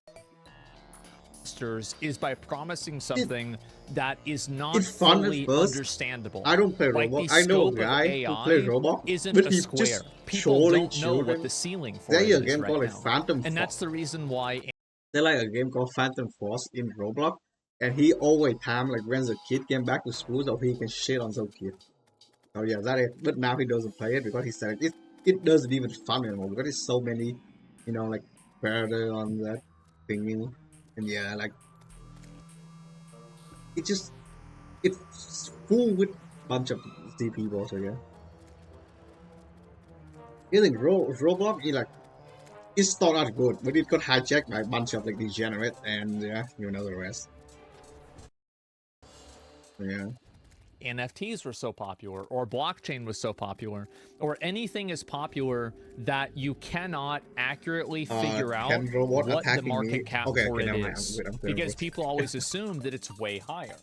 So what happens is that if you're looking for something that has a dedicated audience, it's a defined product, and this defined product has a product, lifespan of 2 years, and you're going to make 12% of your money back. Companies don't give a fuck about that as much as they give a fuck about that chance. Chance. I just want to wait for the of making a 1,000% return. And that's the issue. It's that all of these companies are playing for that revenue. And also investors make decisions based off of that, and even individuals make decisions based off of that because they want that big 2000x. Everybody wants to be the one who invests into the next NVIDIA, right? NVIDIA now, Google from before, Amazon, many companies are like this. It's very common. Need something to show people. You need a little bit of FOMO saying this is our direction. It is big, its results will be big, and it is not priced into the market yet. So if you're a rational investor, you should put your money here with us because we are looking to the future. And with a system like this, they want to solve the problem because nobody knows how high a future goes, but people do know what existing markets are. And that's why meta. Dude, I 100% believe that in the future, AI can be a massive thing. Right now people are just doing small AI, small video, a small picture and everything. But it's really bad because if you think about it, few years ago, you can see AI picture had like more arm, you know, like more finger, like more hands. Like they look weird, right? Like you can easily see some AI picture like being an AI, but now it is insanely hard to determine like what picture is AI or not. And some of them is so good, like I don't even see the difference. Yeah. So I 100% believe AI is gonna take a lot of stuff from, in the future. Metaverse is so big because metaverse is everything. How big is metaverse? It's as big as you want it to be. Oh yeah. How big is By the way, AI? you can It's actually as big write as you code want with it to AI be. now. If you That's how you get if money. you like type a prompt in the AI code, they're gonna write a code for you. And that's game developers. I heard it because I know a guy who in you the can only college make who work so at many programming, video games. who basically doing code in Our programming. species only produces a small number of And games. he told me that half of the class using AI to write code to do their homework.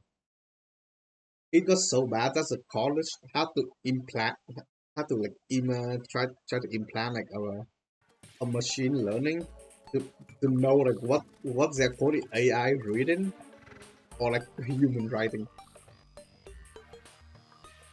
That's how bad it is. Like they need to find out if their homework is AI or not. That's how bad like the AI thing is. So yeah. This thing even worse than the people who But study every member online of the back in the species COVID is a time. potential consumer. How do you get around this problem? We all know the game projects don't always work out. Sometimes they backfire. And from that excerpt from Jason Schreier's book that was posted in Bloomberg, well, we know that one of the CFOs who was thrown into Blizzard Entertainment, who came from the soap industry, that individual just thought, hey, you can make more games by opening up more development offices, which is all. Base soap guy. Well, if you want more games, just make more games.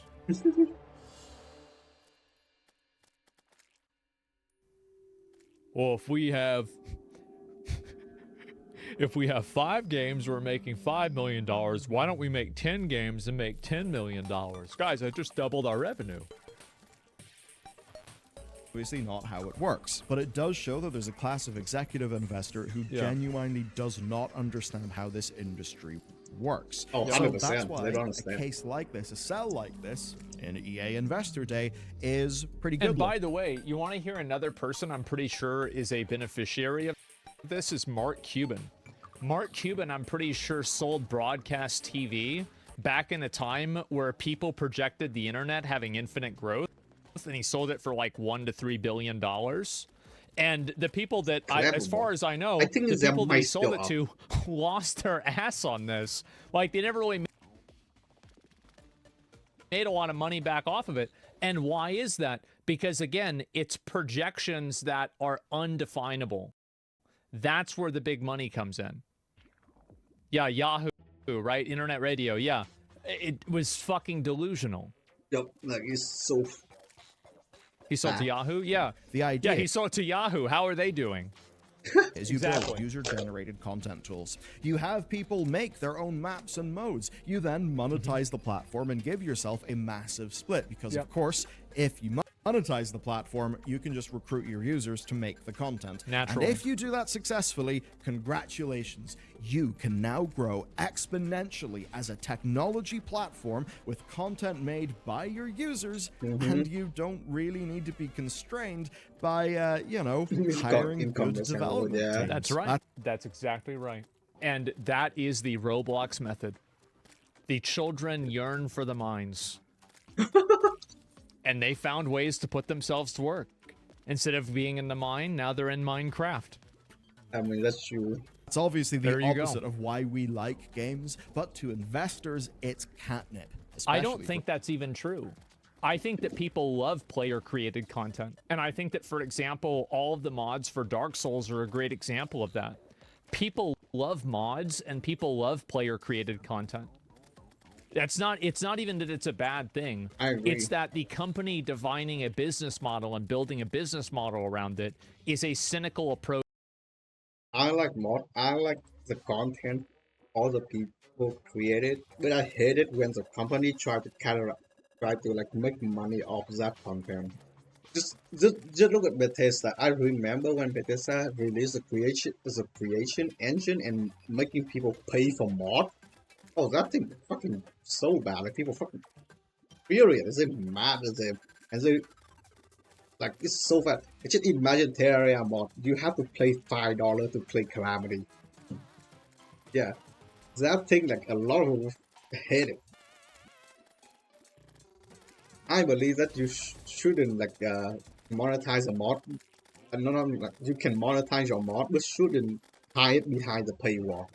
You can make a Patreon where you like where people can donate to you or something like that. It's way better than just hide your mod behind a paywall.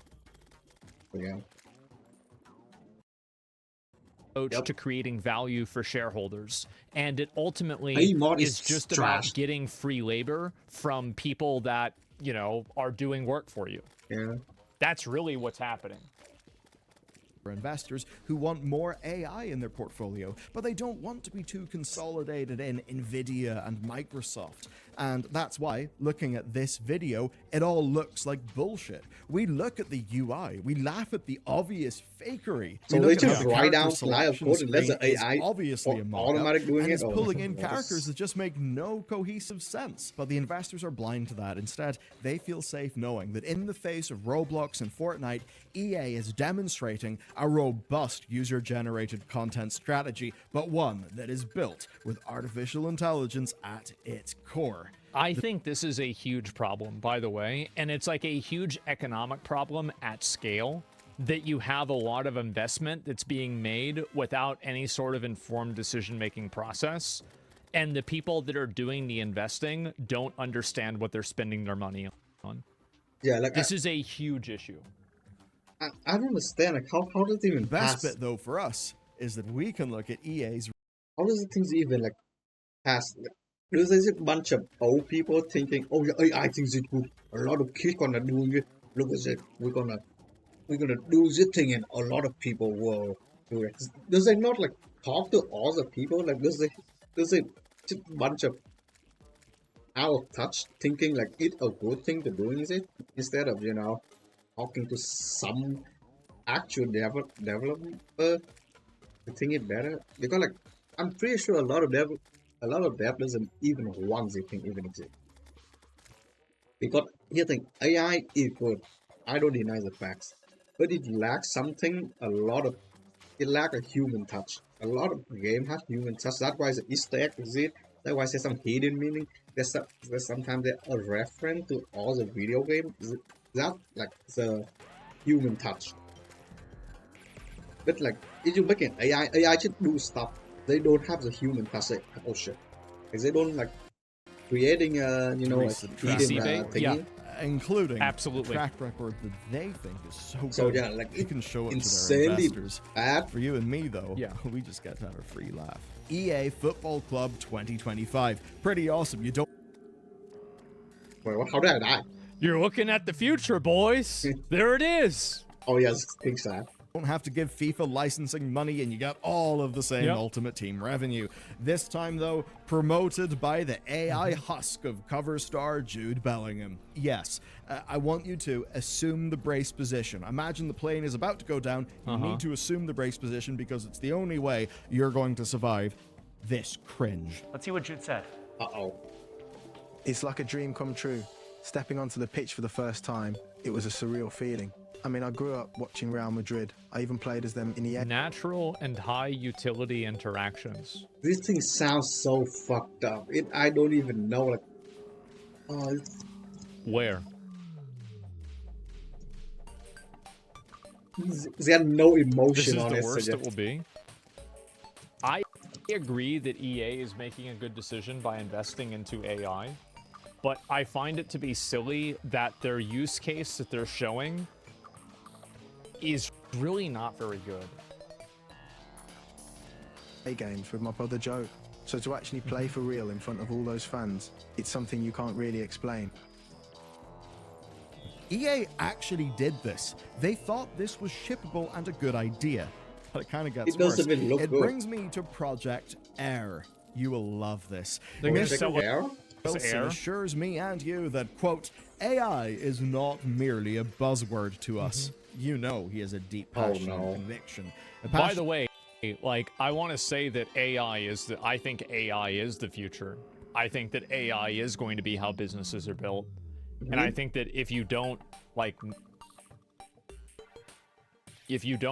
acclimate to that and adapt to it, you will be beaten by people who do. It's like the internet, or it's like any other form of technology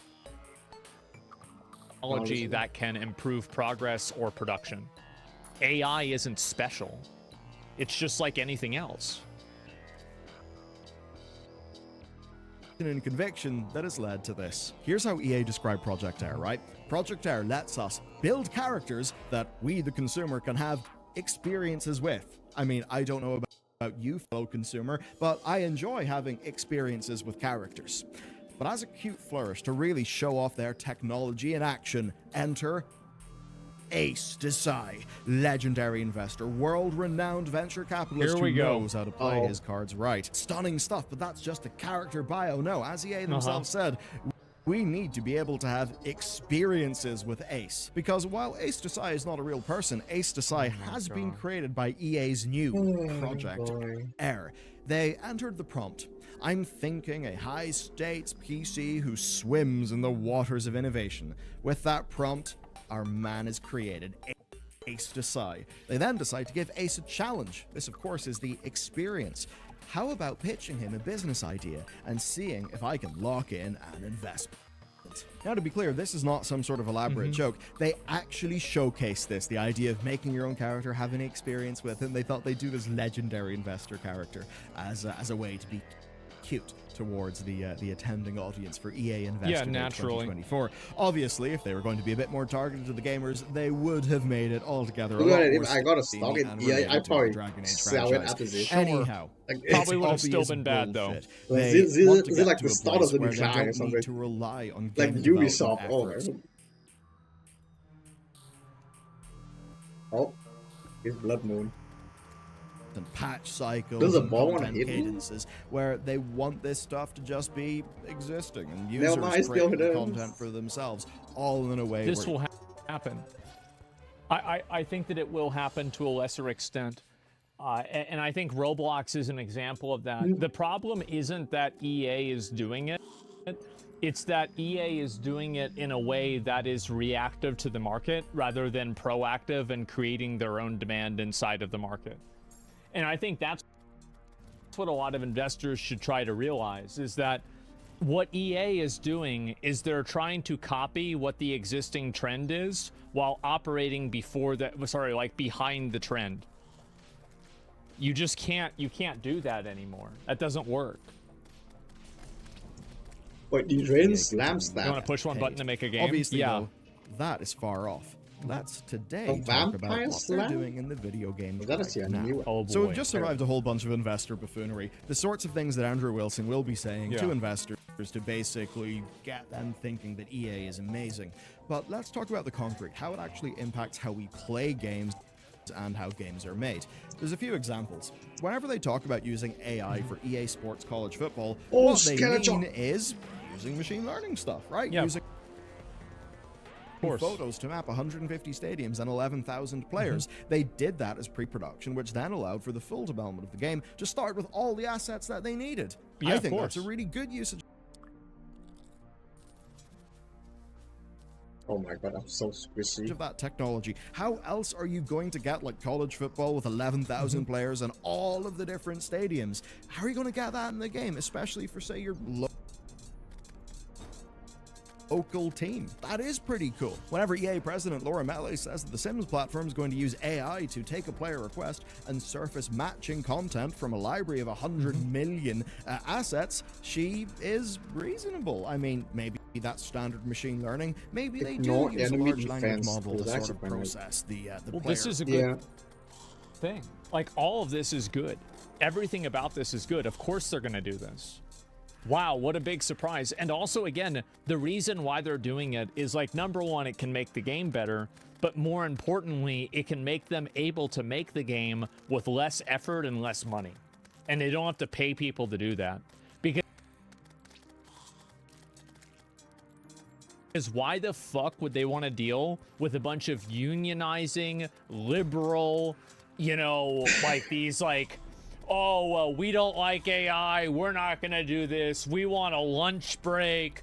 We don't want to have to work overtime. Why would they want to deal with them? Fuck that. You just have a robot do it. It's not even a question. The problem with that is they're taking AI. Is that eventually anyone in America could create their own game at the click of a button, making them entirely redundant. Yeah, but they'll make money until that happens.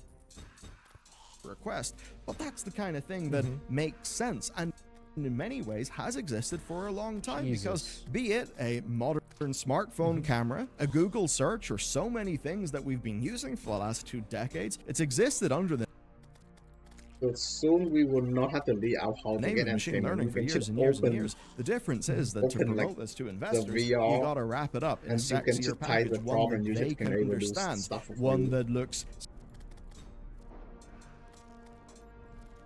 similar to like I believe that like the thing in the future, like 100%. Like the AI stuff is so fucking wide now. Like in the future, you probably doesn't even need to go to the movie theater or anything. You just open your VR and type the prompt. You're watching a movie made by AI. I don't know if it's just me. I don't know if I'm biased to cheese. It's gross. This smells like turkey. This smells... I don't know what it smells like. You know what? It doesn't taste like this would be healthy for our youth. How does this benefit your fans, Dan? Also the Fiesta Nachos, my personal favorite. Lunchly, Logan Paul, KSI, Mr. Beast, Lunchly. If you've made a video within the past week, including any of those people or that brand in the name of your video, you've basically got rent paid for the week. I'm not joking. I have never seen more commentary videos in my life talking about Logan Paul, KSI, Mr. Beast. I did my video on it. The case was closed. The rent was paid. But somehow, over a week later, it's just still going. So if you might remember, legendary member, Minecraft YouTuber Dan TDM, his tweet was rightfully sharing his concerns over Lunchly, which is basically this Feastables Prime Energy love child that's trying to dethrone Lunchables, much like how Prime, Logan Paul and KSI's drink, is trying to dethrone Gatorade. Dan made this tweet. I'm not going to read it out because I'm pretty sure you've heard this read out a billion trillion times. Now that tweet is on 600,000 likes, the best part of a million, which is like, that's like a tweet of someone being at the Oscars. The funny thing is about this situation, Dan, after making that tweet, he did the thing that most YouTubers do and just totally dip. You will notice this trend a lot of YouTubers using Twitter less and less. Like myself, I don't use Twitter anymore unless I've got like a banger in mind, because I think the worst thing you can do on a free-to-use app to share your opinions is sharing your opinions. So you get two kinds of YouTubers now. YouTubers that tweet 200,000 times a day with every little thought that they have for free. Or you have the YouTubers that basically never tweet unless they can get some kind of like viral meme going. That's why if you scroll through my Twitter, it's basically just haha fat joke Lamau. Also, talking about my Twitter for a brief second, you might remember that I quote tweeted Cristobal, who made the Utopia TV show soundtrack, hinting at Utopia 3. That was quickly debunked as an intro for The Substance, a new horror film that came out. And that is the first time I've been community noted in my life. But you know what? Doubters. I actually got a DM from Cristobal saying that they are looking at wrapping up Utopia with a season 3, whether that being like a TV show or some kind of like, you know, digital comic. I'm not sure yet, but doubters, just hold on a little bit, okay? But yeah, the point I was trying to make, Dan, after making that tweet, he was like, okay, I've said my piece. I'm leaving. I've got a family to be with.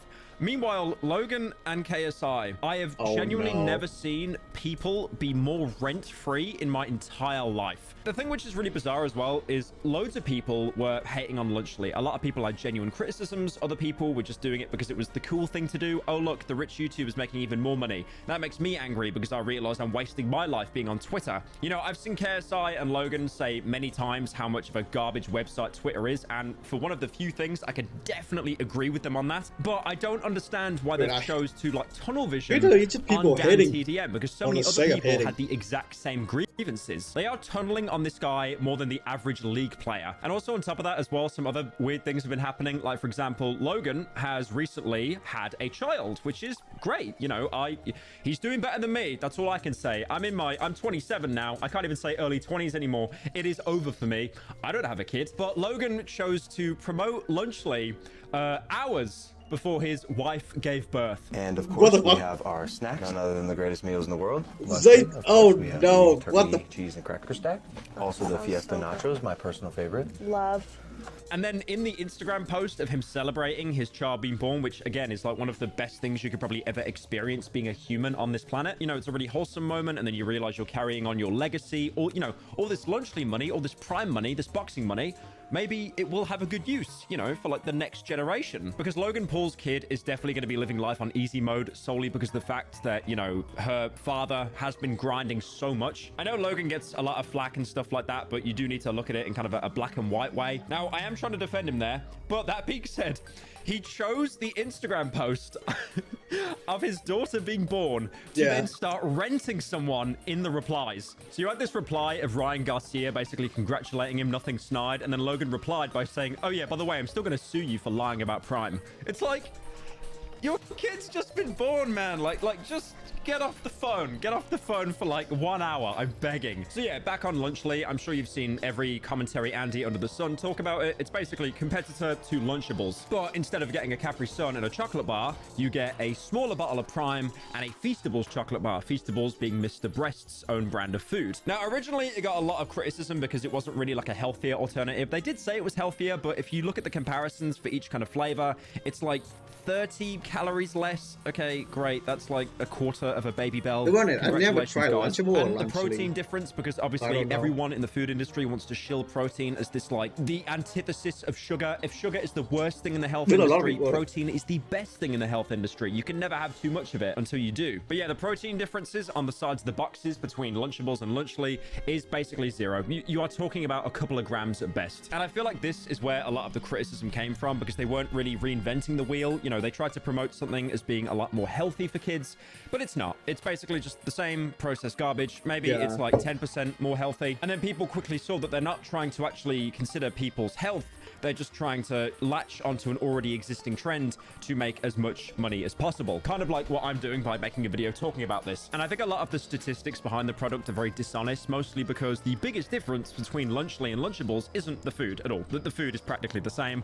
It's just that Lunchly has a bottle of Prime, which obviously has mostly sweeteners in it, compared to a Capri Sun, which has a lot of sugar. So then they could dial down the calories, they could dial down the sugar, and then say it's healthier just because they replace the liquid I don't think in each anyone meal. thinks Now, it's I've a had this like Lunchable conspiracy theory for a little while why the team up even happened. I assume this has been something that's been in the talks for quite a while, but personally I think it's because KSI and Logan Paul's Prime sales are incredibly down from when they first started, which is normal. That does happen when you release a product built on hype. Eventually it does die down. There's no way that a product that was selling millions of units a day or a week is going to maintain that like years later. It is completely impossible. But then, even though that is an inevitability, you still have a product that two YouTubers have stakes in and a shilling that isn't selling like it used to. And then you've got Mr. Beast, who is the biggest YouTuber in the entire world, who is, you know, he's going through some controversy. He's had a lot of allegations against him and his company. So it really did seem to be the best thing to team up, because Mr. Beast could probably use that and say, okay, I've just teamed up with the two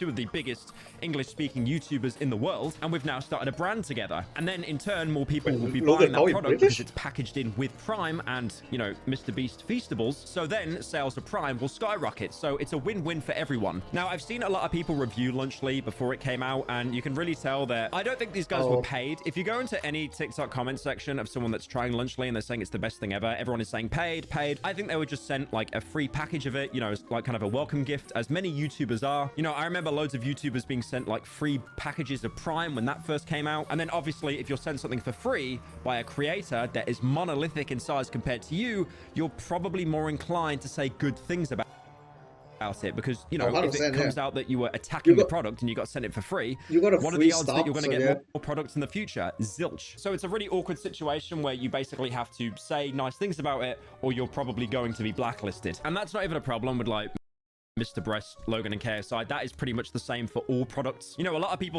think you need to be paid for a product to endorse it, but no, you could just be setting it for free, and you still have that pressure of, ooh, well, if I don't say good things, they're probably not going to speak to me again in the future, and that's a contact that I've lost.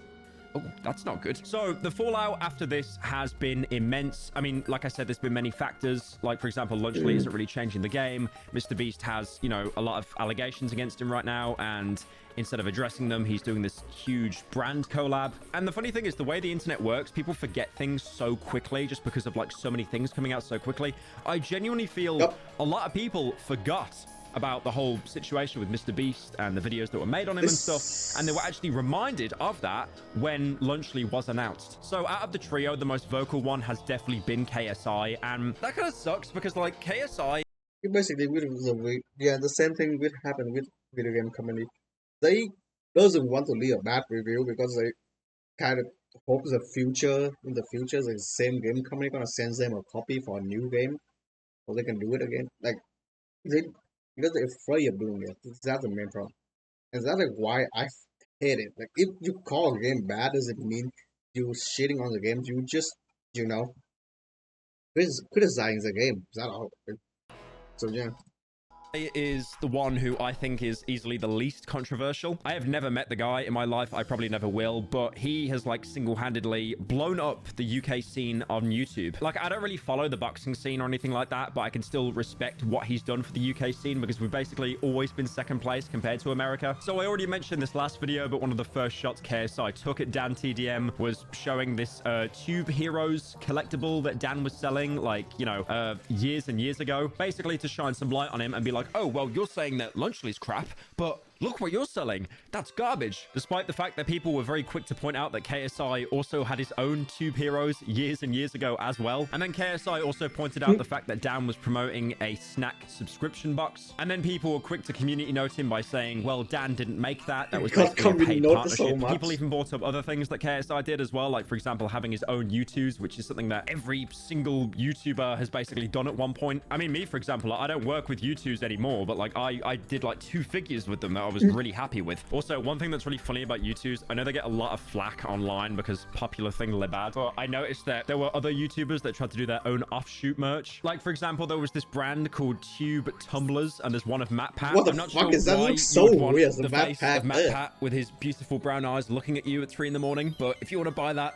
that's on you. So KSI molded for a bit, and if that was the end of it, all right, fair enough. I mean, he threw a little boohoo, but, you know, everyone's going to forget in like 2 days. Basically, the next day, he tweeted at Dan TDM saying, thanks for the free promo, pussy, even asking for his bank info as well. But yeah, thankfully, he did quickly delete that tweet afterwards. Again, I really think you guys need to understand, Dan made one tweet.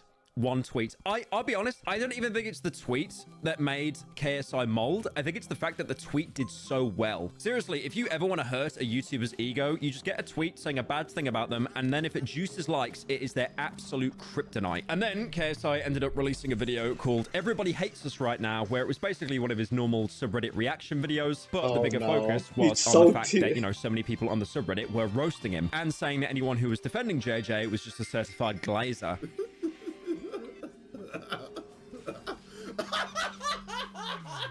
Now, I know this is a moot point because the YouTube dislike ratio is incredibly inaccurate because, as I've said before, the way it works is you install a plugin from the Chrome store that returns the YouTube dislike. All it really does is show how many people that have the plugin installed actually click dislike. So usually the dislikes are a lot more inaccurate than how they actually are. But that being said, if you still look at his video at the time of recording this, he's got 82,000 likes and 231,000 dislikes. So I watched through the entirety of this KSI video and I did an entire React Andy on my 3rd channel, Paracynical TV. We use real cheese, they use cheese product. They can't even call it cheese. Higher quality meat, etc.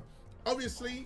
And one thing that KSI does is point out other YouTubers that have released, like, you know, food, candy, like, for example, FaZe Rug, Ryan Trahan, and says that they didn't receive any kind of backlash. Meanwhile, he is being attacked on all fronts. Where was the same energy when Ryan Trahan released sweets? Where was the same energy when FaZe Rug released sweets? Now, I'm not throwing them under the bus. Now, I will give him that. They're not getting any hate, but I kind of have some game theories behind that. FaZe Rug, for example, no one over the age of 7 is watching FaZe Rug videos. That is peak goo goo gaga baby content. He's getting the bag. I respect it, but the age demographic there is much younger. They probably can't even form an opinion, let alone be legally allowed to make a YouTube account. And Ryan Trahan, he didn't get any backlash because I feel like he didn't partner with Mr. Beast. That's where a lot of this backlash is coming from. When you saw KSI, Logan Paul, and Mr. Beast all together, people thought, wait, doesn't that guy have allegations? Why didn't he address them yet? And the funny thing is, to make this point even more valid, Ryan Trahan actually got a lot of backlash because the first video Mr. Beast uploaded after all the allegations came out, that actually had a pretty lengthy cameo from Ryan Trahan. That was the one where they're surviving in like a nuclear fallout bunker underground. Ryan Trahan comes in for a little quick cameo. There's even this shot in the video where he's got his gummy sweets or whatever they're called lined up, obviously for a little bit of a promo shot. And then Ryan uploaded his POV of that Mr. Beast video, and he was attacked for it. It's probably his most disliked video to date. It's not insane, but he still got quite a lot of backlash from it. You know, all the top comments saying stuff like, this isn't it, Ryan. Really bad timing, Ryan. So Ryan was also pulled into that kind of negative aura. But the reason why he's not being attacked as much is because he kind of just went underground and ignored it until it went away. It's funny because KSI even tried to use Marquez Brownlee as an example. If you remember Marquez, I talked about him a couple videos ago. He had this situation where he released this wallpaper app called Panels, which was insanely overpriced for what it was offering. It collected your data and all that stuff. He's obviously came out now saying that he's changing a lot of things about the app that made people unhappy, except the price, but you know, you can only get so much leverage. But then KSI quote tweeted the drama around Marquez, basically saying the exact same thing that Dan said to him. And then a couple of days ago, he posted on various platforms saying how he's doing an apology. And then when you click the link, all it does is take you to pre-save his latest song, Thick of It. Like, I get it from his perspective. He's in too deep. All he can do is bait. It probably is funny. But all he's doing right now is giving people that make community notes a reason to message Elon asking to be paid. They obviously community noted him into oblivion, saying how it was misleading. And apparently this was a tactic used by Jake Paul a while back as well. He did this other tweet as well. This whole Dan TDM and Lunchley beef really shows that I'm in the thick of it.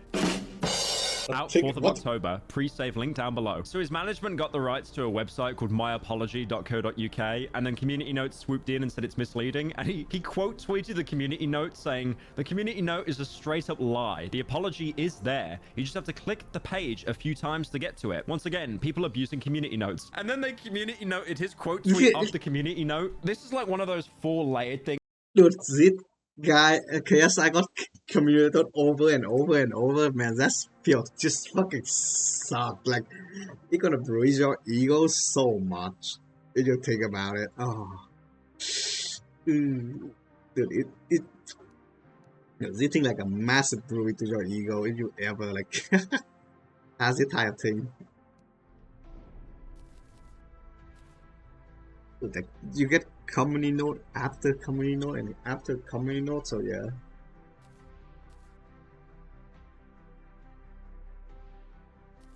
But Zina, I 100% blame it like his fault, to be honest. If he just be quiet and doesn't say anything, then people probably gonna forgot. But he keeps like talking, and it's just gonna keep digging himself even deeper. So yeah.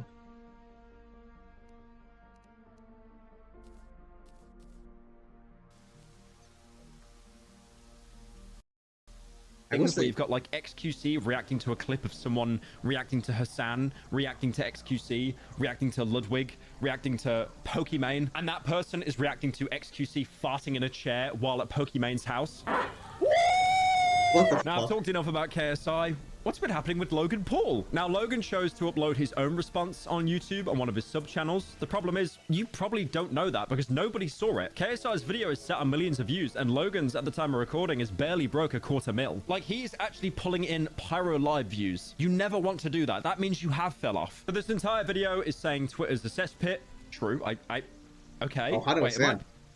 Are me and Logan best friends now? Wait, what? He also goes on to the concept of community notes. I went to war with community notes the other day. X's regulatory body of truth, but they lie. The whole system is littered with lies because community notes is just, it's exactly that. Now, I would agree, but so far, every community note I've seen on Twitter in general is either hilarious or it's defending me. So for now, I like community notes. If that changes, I will reverse my opinion, do a complete 180, and I will no longer like community notes. And then the entire video is obviously harping on saying how much better Lunchley is to Lunchables. You know, you've got the electrolytes and the electrolytes and the electrolytes and the... I'll be honest, I've seen like 7 videos in my recommended of medical professionals or at least doctors actually saying like this electrolyte thing, it's basically a scam. I mean, I've said this before, I've had a lot of boohoo about it. Like this is all I drink all day, every day.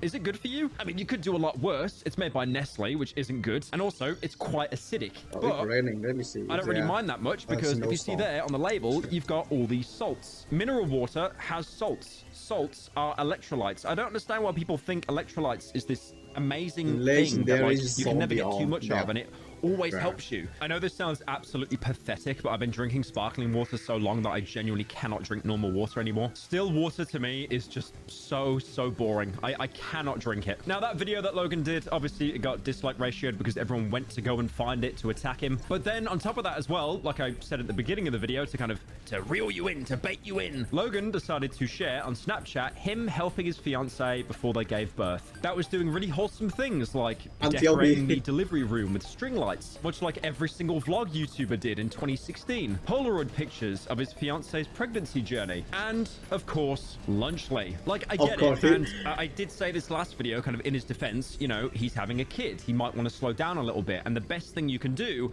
without taking a hit to your wallet is by generating a passive income. And if you're not going to sit on stocks all day, then you might as well get into something like food or clothing. So I do understand the grind, but at the same time, it does feel like almost dystopian how you're like shilling a product literally hours before your child is being born. You know, obviously this isn't new for Logan and a lot of YouTubers. When they have a product, they will shill it absolutely everywhere. I remember when Logan would talk in videos about how he'd go to like sports games and stuff. Shit. I forget what it was, like maybe basketball or baseball or something. And what he would do is purposely, he would pretend this is a bottle of Prime. He would stack a bottle of Prime on an already used cup, knowing that paparazzi were there to take pictures of him, so the Prime bottle was in focus. But you know what? I will give Logan a little bit of a break. I genuinely have so much respect for him that he managed to abstain from putting Lunchley in the Instagram post of his daughter being born. Because I'm not joking you, I could easily see, like in the last slide, he'd fit like, and we've got the turkey cracker stack, some nice snacks. It is a difficult situation because I know the easy route here is to blindly hate on Logan and say, oh my God, that's cringe. Like your daughter's just been born and you're like promoting Lunchley again, rent-free.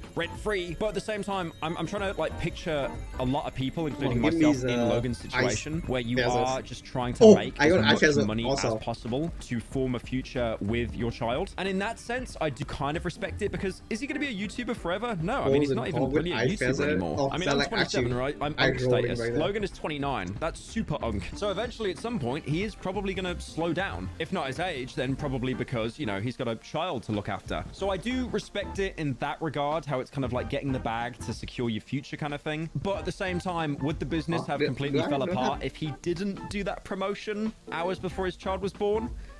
Probably not. I do like how much he promotes products though. It's just so obvious. He went to like one business class and they just said like, you know, subliminally promote it everywhere you go, and he's just done exactly that. Like I still remember when he was on the Mr. Beast challenge where it was like I think 50 or 100 YouTubers, and there's this one part that's just he's like leaning up against the glass when this one YouTuber is outside and he knows that the camera's on him, and he purposely tries to show the bottle of Prime in his hand against the glass. The thing is, if I was a kid, I probably would have fell for it, right? I'd be like, oh, it's the bottle. But because I'm bitter and old now, I can see past it and just think, oh wow, that's cringe. No, I mean that's understandable. We're gonna hear all the product. He kind of wants to advertise the product more, so more people buy it, more money. Really happy for you, man. Hope it goes well. Now, if the name Ryan Garcia rings a bell, I talked about him recently with the streamer Neon, who constantly fakes his death all the time. But now he's actually in a legal battle against Logan for Prime defamation. Now, this isn't recent, by the way. This has been going on since like May of last year. So for context, Ryan in the past has made several statements about Prime. You know, ranging from saying just don't drink it, or even going as far to claim that he's thrown up 3 times after drinking it. When was the last time you drank Prime? Is it fair to say you didn't have Prime today? No, man. Have you ever had Prime? I don't want to get the runs. Have you ever had Prime? No, heck no. Yeah, I tried it once when they sent it to me, and then I immediately threw up 3 times. I actually heard that nurses have stories of kids having seizures after drinking Prime. And that's a known fact. There's a class action lawsuit, allegedly. And they say they're a healthy drink. That's not good, brother. I will destroy Prime, little by little. Allegedly. Allegedly. Allegedly. That's the best word. Yeah. I love it. So Garcia started this beef with Logan just saying that Prime is bad and saying it's just as dangerous as drinking alcohol. He also claimed that Logan, KSI, and Mike Milak were working with the devil. They're trying to spin that narrative, prove that they're working for Satan, whether they know it or not. So all three of them.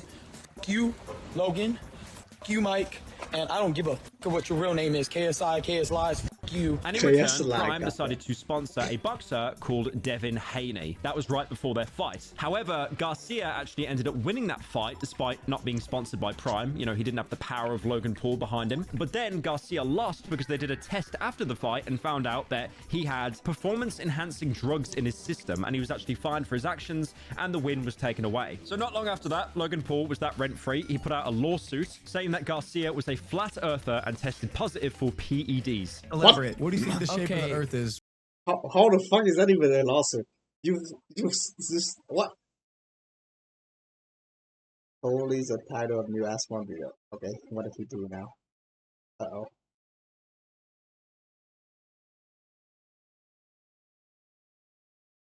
$120 victims.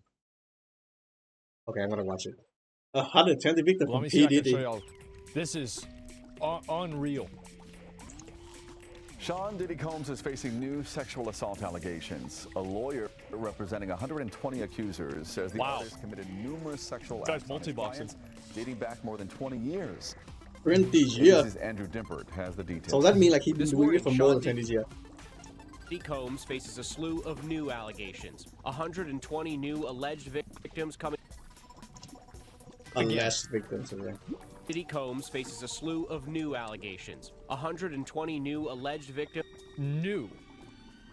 So this means additional. This is not 120 total victims. This is 120 new victims on top of the existing victims. Coming forward with plans to Wait, does that mean there are claiming more? Combs sexually assaulted or abused them.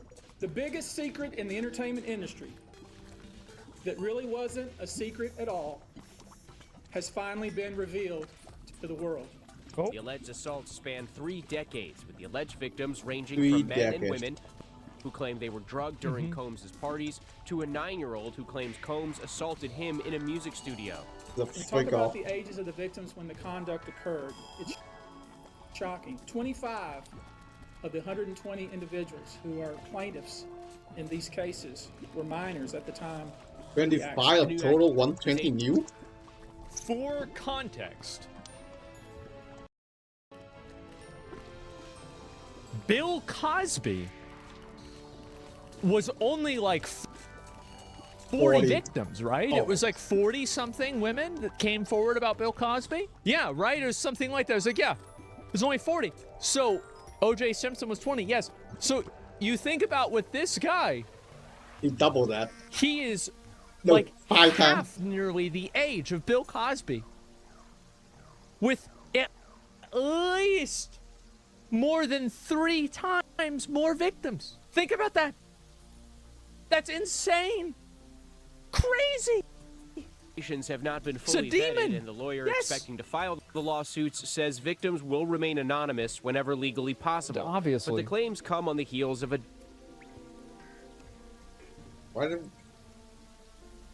loading. dozen other civil suits and a federal criminal case against Combs that alleges a decades-long pattern of physical and sexual violence. Oh The conduct at issue spans from the years 1991 all the way to From this year, 1991. 2024. The only reason many of these people are coming forward because they see other victims coming Yeah, forward. sure. That's always what happens. It gives them some comfort that, hey, I won't be the only one. Yeah. Combs has pleaded not guilty to racketeering, conspiracy, sex trafficking, and prostitution charges. In the wake of these new allegations, his attorney... I keep loading. Okay, that's kind of annoying to me.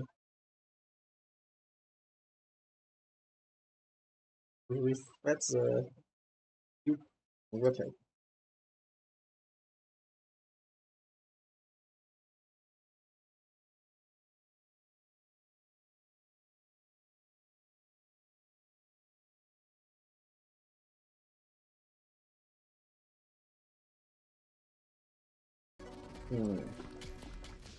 Okay, now you're not even on, god dang it.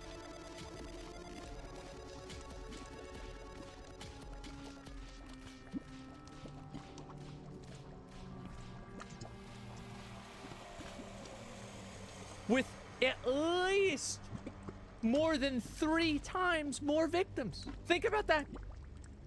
That's insane. Crazy. Have not been It's a demon. and the lawyer expecting to file the lawsuits says victims will remain anonymous whenever legally possible. Obviously. But the claims come on the heels of a dozen other civil suits No, and a federal if the criminal game case froze, against Combs that alleges a decade I haven't saved the pattern of game yet. physical Oh and no, I sexual don't lost so many violence. progress. Conduct at issue spans from the years 1991 all the way till this year, 2024. The only reason many of these people are coming forward because they see other victims coming Yeah, forward. sure. That's always what happens. It gives them some comfort that, hey, I won't be the only one. Yeah. Combs has pleaded not No, guilty to racketeering, please. conspiracy, sex trafficking, and prostitution charges. In the wake of these new allegations, his attorney says Combs I wanna emphatically wait and until categorically denies as false and Joey came back, defamatory and I any hope he claim doesn't do that anything he else. sexually Oh, abused no. anyone, including minors. Oh my fucking god. This is insane. And the thing is, like, any reasonable person Oh, no, please would don't pass realize, my like, game. Is that like- obviously, Is that like it's 2 not hours like this is gonna be looks it, today? right? It's not like, oh, 2 well, hour now progress. there's not going to be any more of these. Justin Bieber's 48 hours with Did It. Yeah, this is fucking brutal. This is, bro, this is so fucking dark. This is a Justin Bieber video on his main channel from 14 years ago.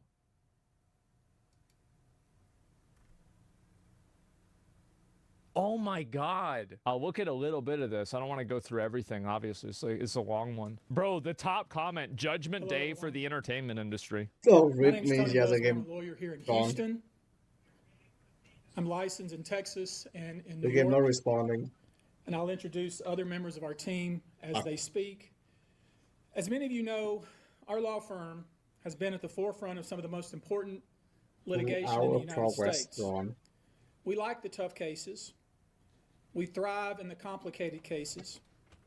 We've handled over the last 25 years some very people and many entities involved. Wait. The conduct we will describe today occurred over more than 20 years. There are many people and many entities involved. Okay. And we're going to follow this evidence wherever it takes us. We will find the silent accomplices. We will If he does that, this is going to be like a Hollywood entertainment industry rapture. The fucking Purge. Yeah. It's so crazy.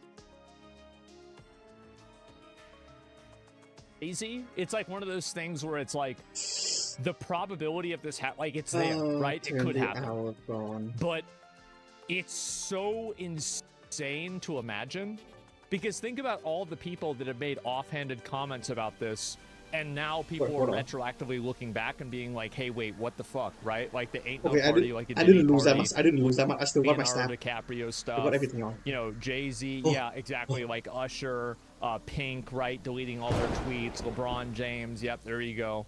The Hollywood Holocaust. I mean, I actually think that this could be probably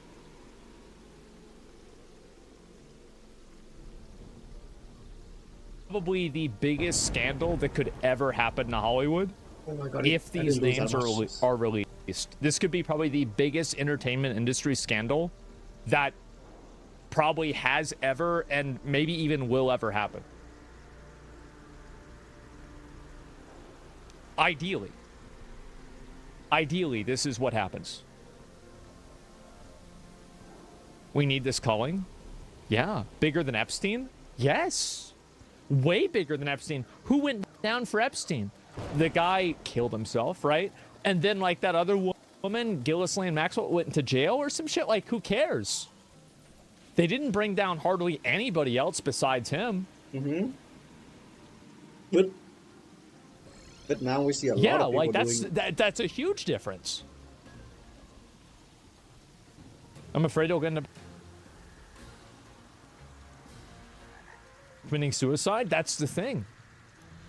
expose the enablers who enabled this conduct behind closed doors. Oh my God. We will pursue this matter, no matter who the evidence implicates. Epstein was for politicians. Diddy was for celebrities. Yeah, true. Where it's like celebrities are powerful, but they're not Bill Clinton, right? Bill Clinton. and so I could see this easily happen to them. Yeah, they could be done.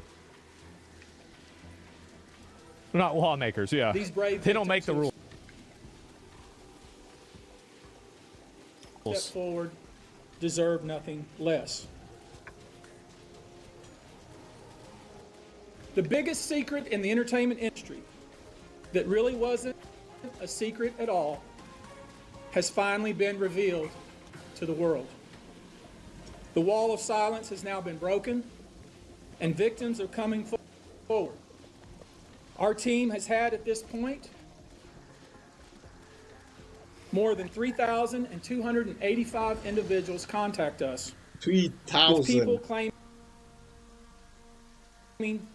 3,285 contacting them. God These are not just a normal number.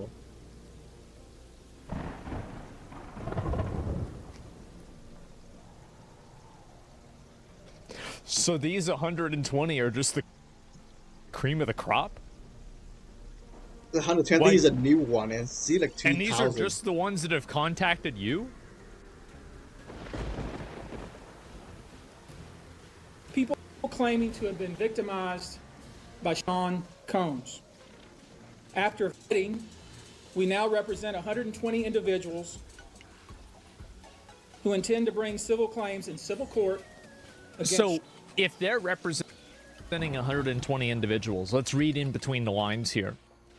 That means that they have found that 120 of these people have enough information and enough evidence to where they have a viable case. Which I would also probably assume is the minority of people. Like, I would logically assume that most people would not have enough evidence to prosecute for something like this, especially because it spans, you know, like 30 years. Yeah, I think majority of everyone will disappear or like as well as claims against. Yeah. What is the 120 one? Is the most recent one, like the one that had like the most. Many other individuals and entities that we will name as defendants as we file these individual cases. I hate to say it, but I'll believe it when I see it. After Epstein, after Harvey Weinstein, I'll believe it when I see it.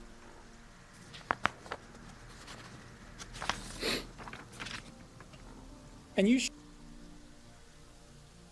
I keep loading. Should know, to the extent the wall of silence has now been broken. Not even.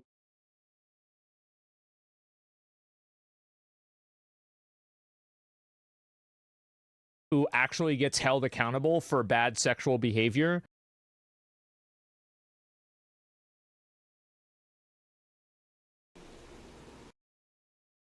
I shouldn't feel fine. I don't have any girlfriend.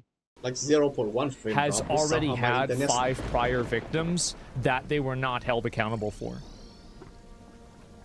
So that's why that's the reason, and this is a studied phenomenon. And I think this is true, like obviously with like celebrities because they're very powerful. But what I'm saying is that it's true even at like an individual private citizen level.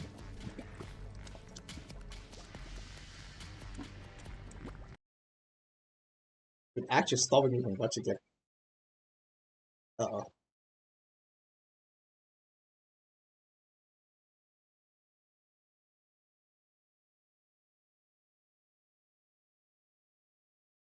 For a lot of people that are sexual abusers and bad actors factors inside of different spaces is that when a person gets prosecuted or they get criminally tried for any sort of sexual bad behavior, the average is that a person who actually gets held accountable for bad sexual behavior has already had 5 prior victims that they were not held accountable for. Yep. So that's why that's the reason, and this is a studied phenomenon, and I think this is true, like obviously with like celebrities because they're very powerful. But what I'm saying is that it's true even at like an individual private citizen level. It's extremely common. People who wouldn't otherwise, for a variety of reasons. And that's why, by the way, you see when one person speaks out, a bunch of other people speak out too. And you like see to one, me, you see that's a lot. one of the big indicators whether I believe the like veracity of like an accusation. Is like I generally like, you know, one person accuses somebody of something, it's like, okay, right, I'm not sure what happened. But like 3 or 4 or 10 people, or let's say, I don't know, 3,285 people come out and they say the same thing. That's such a or large like they number. all say the same thing about this 3,000 one people. person. It's like, come on, at what point, right? Like you don't even heard about like 30 are G, now right? stepping forward to make their 3 voices 0. heard and to pursue justice. Okay. But no, Fucking loaded. most of these people are scared. Yeah, of course. They fear backlash in their communities. They fear backlash in their own families. Mm-hmm. They are afraid of retaliation from the perpetrators and their associates. Yep. They are rightly afraid for their own personal safety. I expect that through this process, many powerful people will be exposed.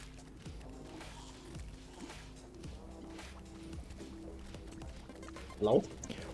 Oh. Gotta protect this man.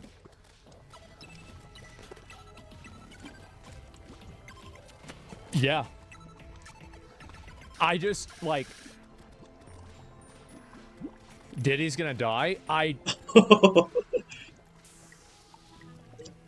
So, I don't think that that's going to happen because it won't change the outcome. The difference between Diddy and Epstein is that a bunch of other people have these videos. Like With Epstein, people. nobody else had this information because it was so locked down. Like Epstein, you got to keep in mind, was flying out like former presidents, like, you know, CEOs of multi-billion-dollar companies. Like the level of control that they had was like way higher than Diddy. Like you've got to keep in mind, like Epstein was like several measures of power more powerful than Diddy. Yeah. Like nobody knows way, he's like, doing it until this guy come was out friends, way just like after friends with Bill Clinton. It's not even close.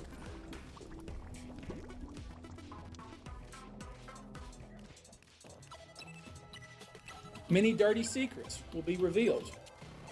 We know what we are potentially up against.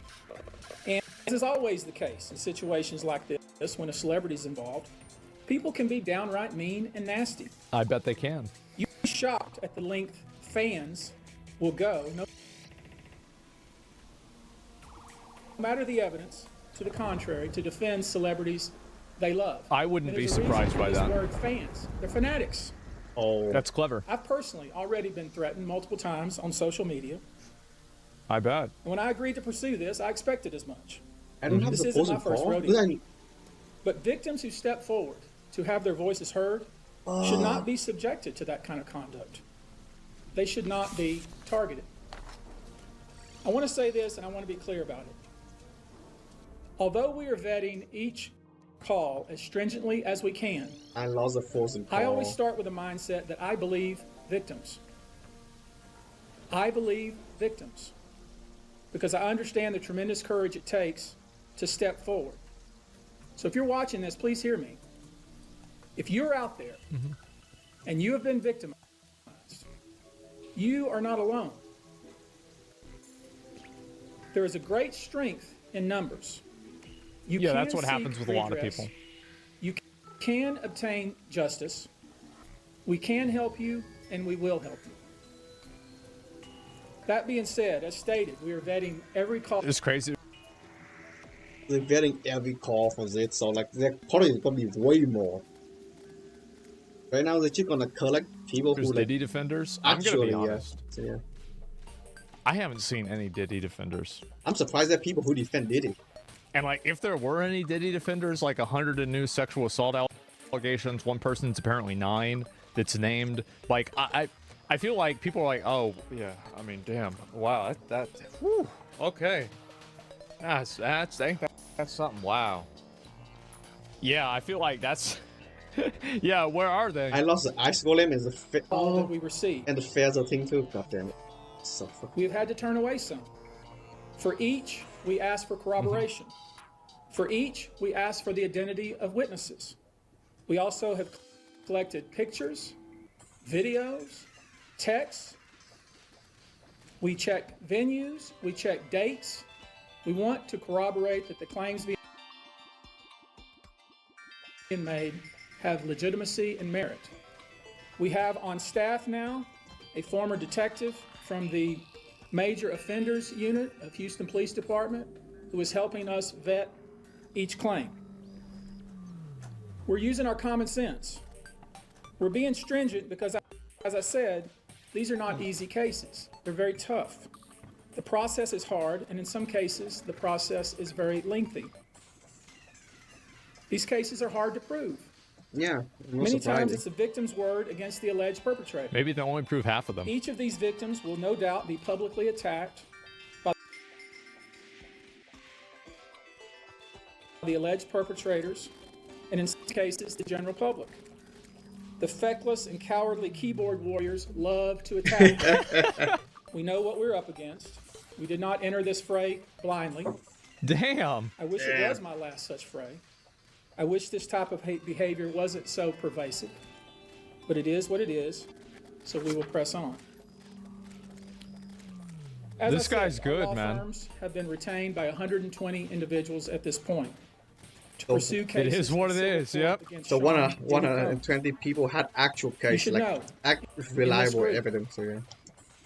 It is evenly divided between males and females. There are 60 males and 60 females who have joined us to pursue these claims as plaintiffs. So if it's even and it's like that, the odds are they probably took the 120 best ones because they didn't have the bandwidth for any more than that.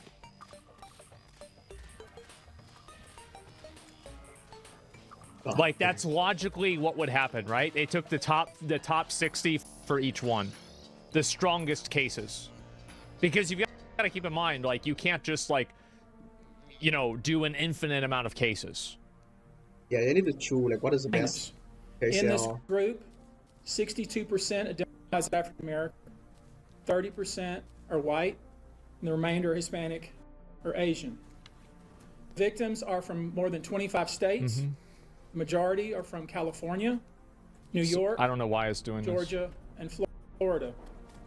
Also, I want to not, focus it's not meeting, it's a video thing. Is this? of these victims. Can y'all check real quick and see if this is me, or if this is the video? Can y'all do that just real quick?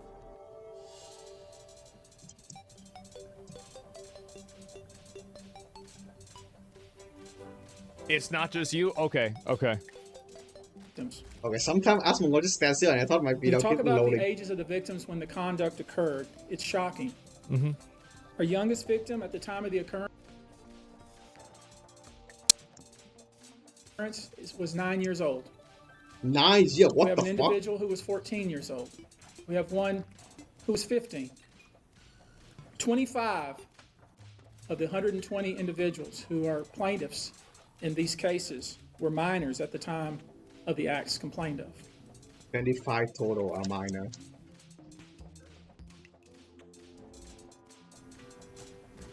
The time frame of the acts complained of is Somebody said Justin Bieber was 14 then?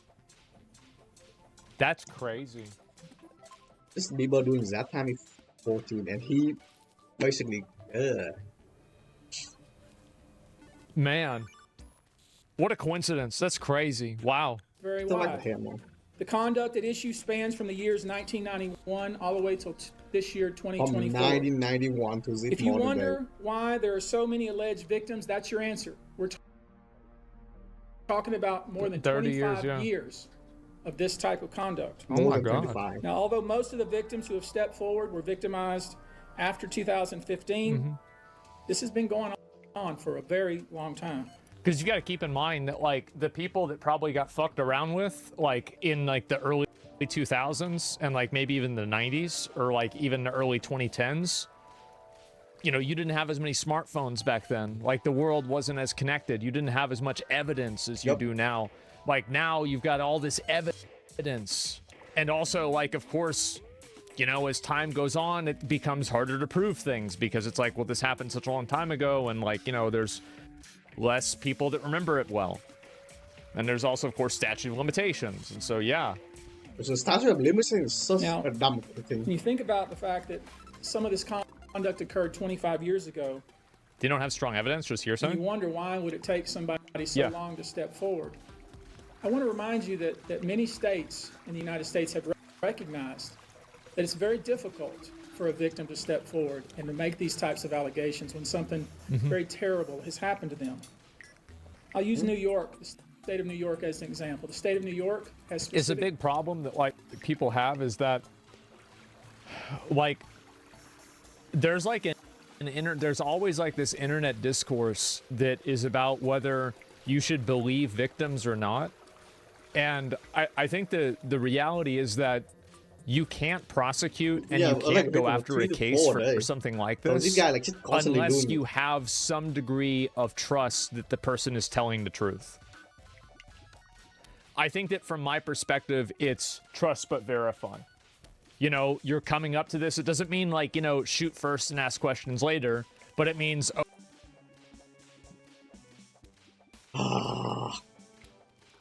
okay, you're coming up with this accusation. We're going to take this seriously and we're going to act on it. I wish more people thought like that. Statutes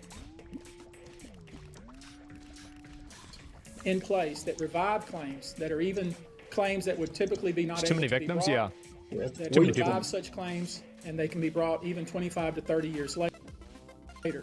Yeah. Because there's a recognition there in New York and California and other states that it's very difficult for a victim to come forward. And I would respectfully suggest the only reason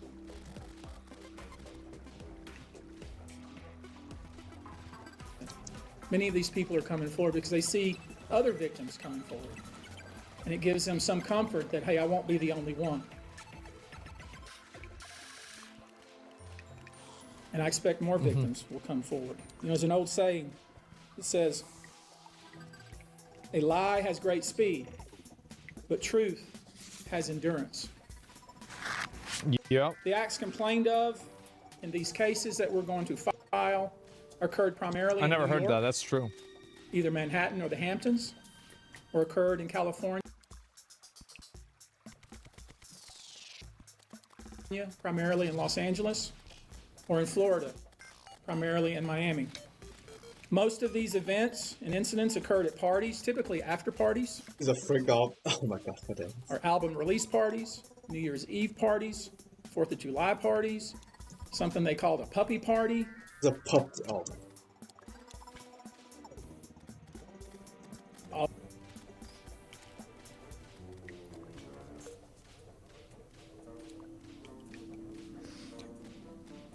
No matter how you interpret what puppy could mean,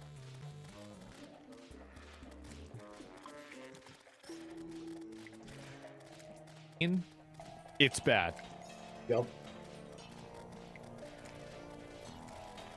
Doesn't matter how you want to interpret it, it's bad either way.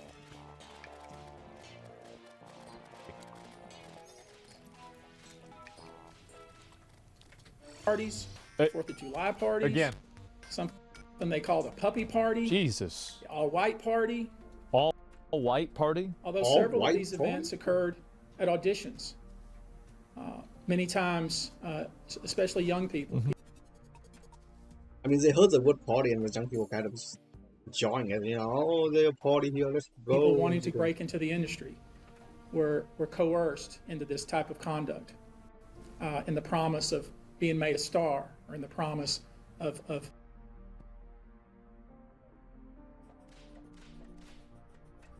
having Sean Combs listen to their tape, or even let them read for Sean Combs. Well, that's never happened before.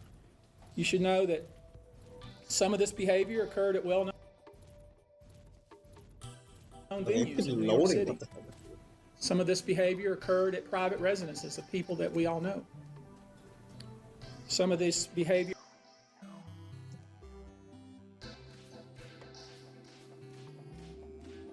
occurred at hotels that we're all familiar with. You should know that more than 55% of the victims filed reported this conduct to either the authorities, that is the police, or to hospitals. We're in the process of collecting with our... This goes into what I was thinking earlier. Because statistically, as far as I know, there is a low probability that people filed reports.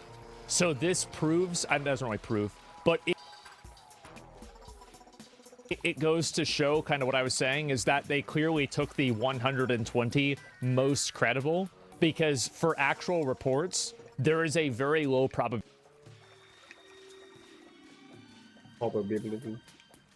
And my, it's not even my internet. If my internet is down, it doesn't load that much. It's just like ability that somebody files a report. So if you're at 55% for something like this, that means that you've curated the most plausible and the most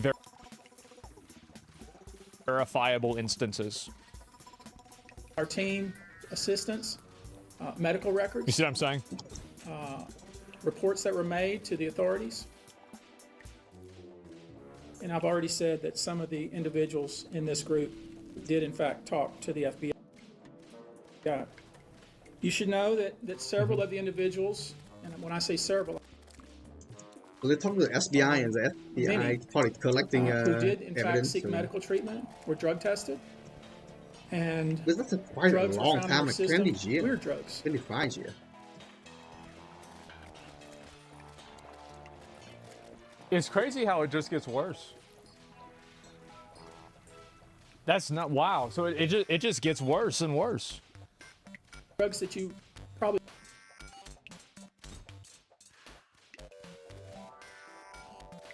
never heard of. One in particular that continues to pop up is a drug called xylazine, or trank, which, based on our research, is known as a horse tranquilizer.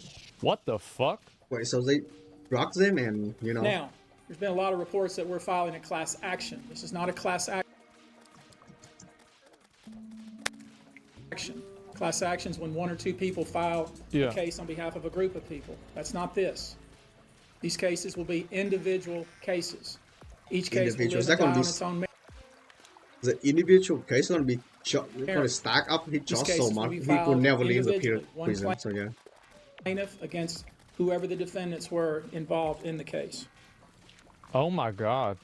Each case may be filed in one venue like California. Another case may be filed in New York. Multiple charges, one case may sue just Sean Combs, but multiple other people. One case.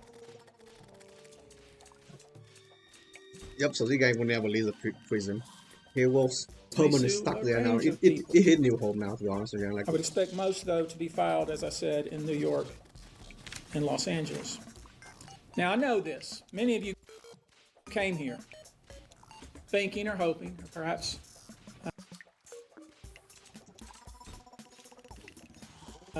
believing that I may start naming names.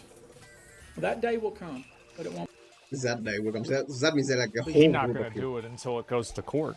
Because if he goes and he names names right now, those people will know.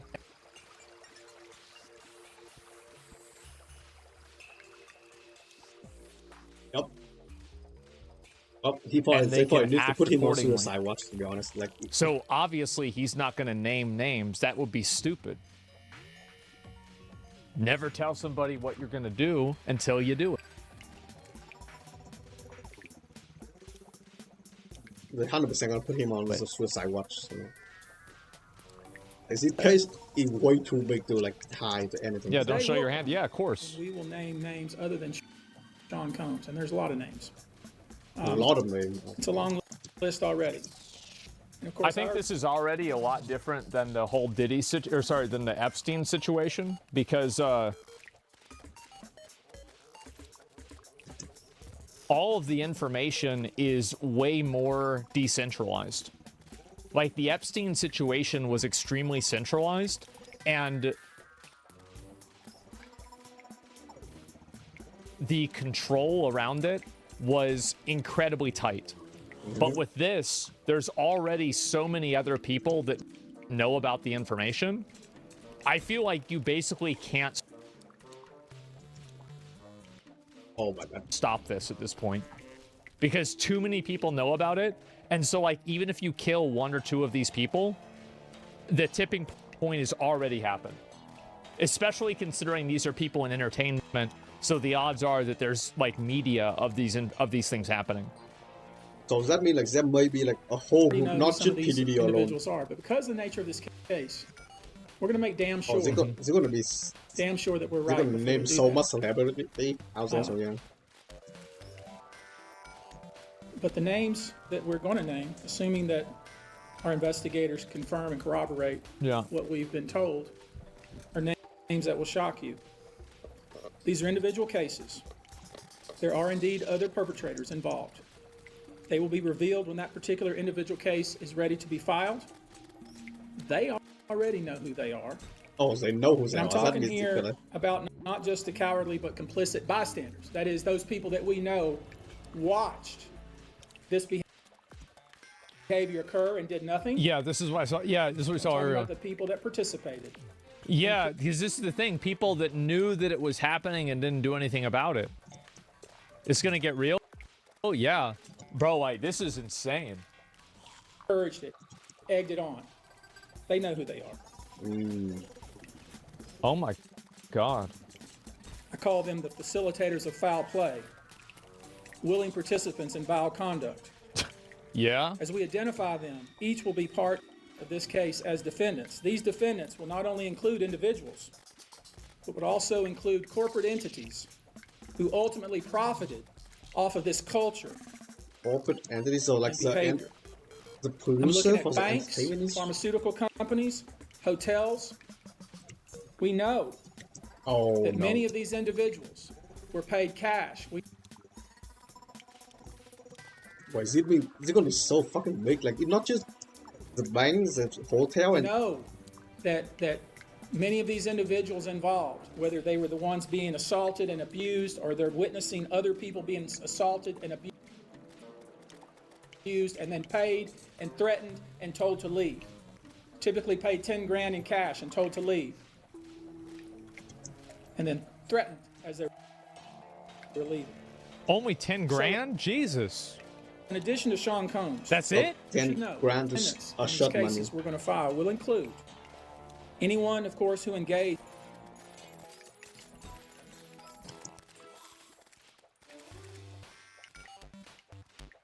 in the assault or exploitation. Yeah. Anyone who participated in such in any way. Anyone who encouraged or facilitated this conduct. Anyone who was in the room and watched it happen, but made no effort to stop it. Yeah, any venue or venue owner. Bro, they're going scorched earth. Yeah, is it not even like, is it not even one thing only? Is it like the whole group of people? Not only the whole group, like the company, the bank, the place where they host it. So we don't even know like how much is this. So like, if you think about it, say a hotel that has this entire thing, and they allow PDD to do it. Do you think the bank doesn't know it? Not the bank, the hotel doesn't know it? I refuse to believe that. The hotel definitely knew it, but they be quiet because PDD pays them a lot of money. So yeah, this shit gonna be huge. When this shit came out, like there's so many stuff gonna happen. But right now, we're just talking about like the house, like his house, where's EDD hold his party, hold his freak off. We haven't talked about like the people who in that freak off, you know, like the celebrity. So things are fucking huge. Yeah. Oh my god. This is insane. What the hell is this? And the thing is also, like, the fact that this guy went out and made, like, a massive, like, did a whole press conference for this. It's gonna be pretty hard to kill this guy now. And, you know, like, and also, by the way, he's at a law office, and there's a bunch of other people that work at the same law office. No one can stop it. And they all know the same thing. Who was aware of what was going on, but failed to stop it. Any individual or entity who knew about the conduct and benefited from it, but did nothing to report it or stop it. And any individual or entity who covered it up or helped cover it up. These people who know who they are should just come forward now. I would imagine, as we speak here, there are a myriad of people who are very nervous. Oh, man. You can't hide skeletons in the closet forever. I would expect there are many people out there right now who are desperately searching their memories as they delete their texts and data. Oh, they try to hide. He's calling them out. Actual Pam. I can think of one of them. Yeah. These are, in fact, individual cases. There is a common theme, an MO, if you will. What's the theme? Typically, the victim is lured into a situation where he or she is given a drink. Typically, that drink, reported by these victims, is apparently laced with something. Once that drink takes effect, the perpetrators perform all kinds of sexual acts on the victims, many times passing him or her around as other people watch and enjoy the show, and then leave the victim ashamed, confused, injured, and wondering what happened. So yeah, basically like when the victim reaches sexual out, assault he or case, she is told not to say anything. Sometimes there are threats of all physical violence or financial repercussions. Yeah, of course. Or bodily harm.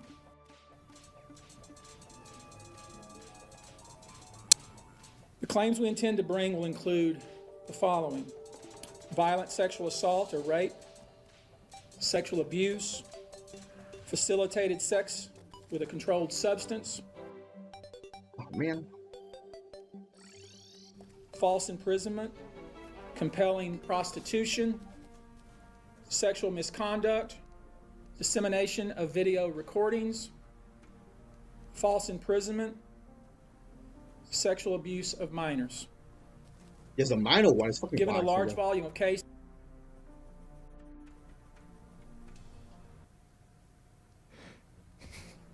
Those are all really bad.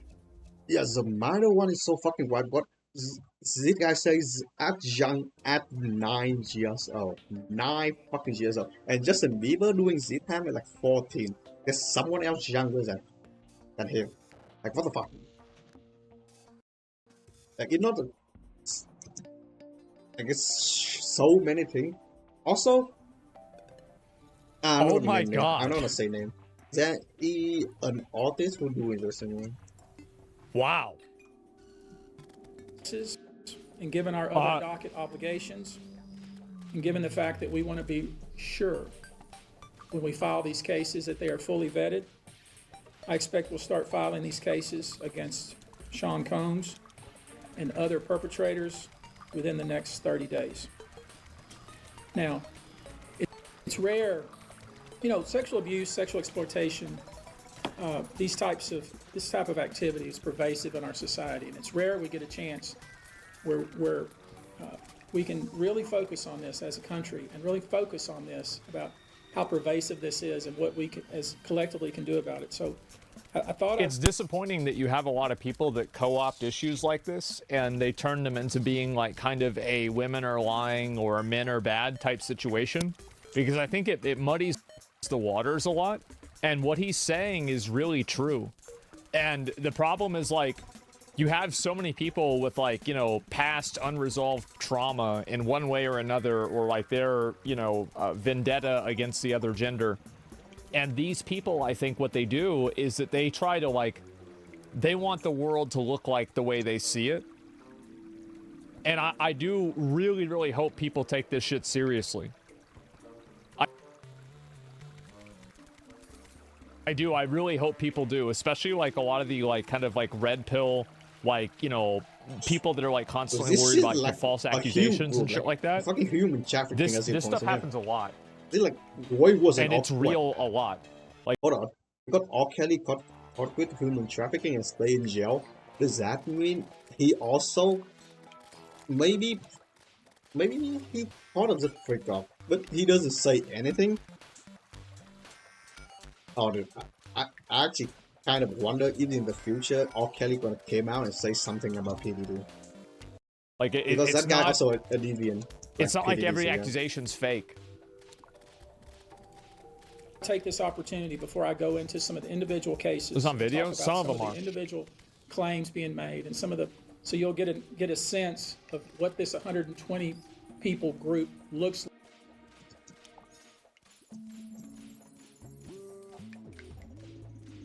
like individually. I want to. Like when you pick out one person, you have to wonder like how many there are. Like, she's a is national there victim same guy? advocate. Is this person another part of them? So Helps victims who have been victimized by this type of conduct. I feel like this pretty much like this is pretty much what's going on, right? I mean, I think that, like, you know, him explaining it. I'll go ahead and I'll go to the end because like they're just gonna be talking about like kind of like different things. So yeah, I mean, she's just gonna be talking about. I'll wrap it up. Of the victim. You can file these cases, these individual cases, under Jane Doe or John Doe. Each state is different in that respect. Skips the woman. Typically, there is a. No, it's just that, like, I mean, obviously they're gonna talk about like how prevalent like this kind of stuff is and like why people don't come out for it and everything. And like I feel like also, like, I don't want to patronize you guys. I feel like most normal people know that, right? Everybody knows this, like most like adults, right? That aren't like you know, like part of some sort of like brainwashing. Like, we all know this. And so that's why I'm like, yeah, we know. A balancing test, like the public's right to know the name of the victim and plaintiff versus no, you don't need the name of a victim. The confidentiality and the safety of the plaintiff. Yeah. So we'll have to struggle with that with each one of these cases. Our intention, of course, is to, like we always do, file these cases under a pseudonym until the court tells us otherwise. But let me share with you a few just kind of give you a sense of the kind of cases, and the kind of instances that people are calling and reporting that we are trying to corroborate, vet, and these are the ones that we've already corroborated, vetted, and collected evidence on.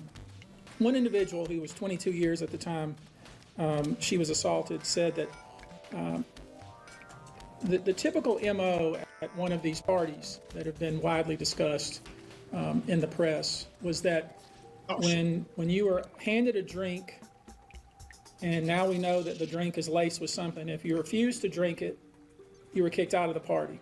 Yeah, of course. Now, let that sink in for a minute. So they drop. I mean, the admission to this party was that you had to drink the chosen drink that was handed to you. And now we know that in most cases, I would say 90% of the cases, these individuals were drugged with some sort of drug. That was kind of the MO. Another instance, this individual who was 9 years old at the time was taken to a audition in New York City with Bad Boy Records. Was it called other boys were there to audition as well. All of them were trying to land a record deal. All of them were minors. This individual was sexually abused, allegedly by Sean Combs and several other people at the studio. And other people too. In the promise to both his parents and to him himself of getting a record deal. What the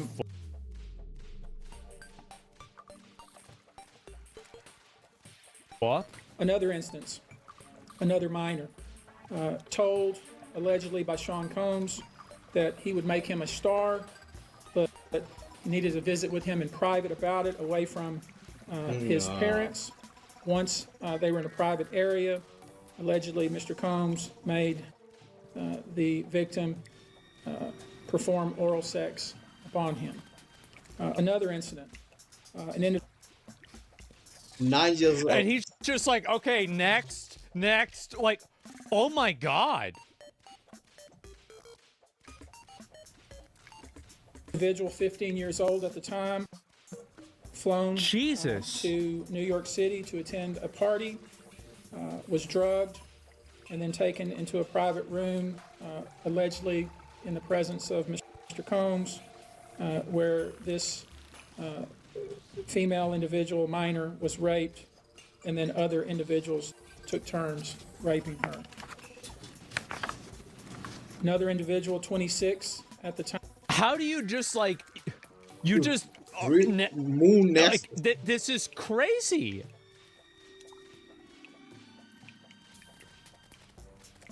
Oh my God. And he just keeps going. Of the occurrence, like mine was it 3,000 allegedly people by came Mr. out, Combs and I just like 120 people. And now it's just reached the reading from like 120. In a black SUV from the airport, was given one drink in the SUV, and then literally woke up the next day not knowing what had happened, but with pain and damage to both her vagina and her anus, where she then went to the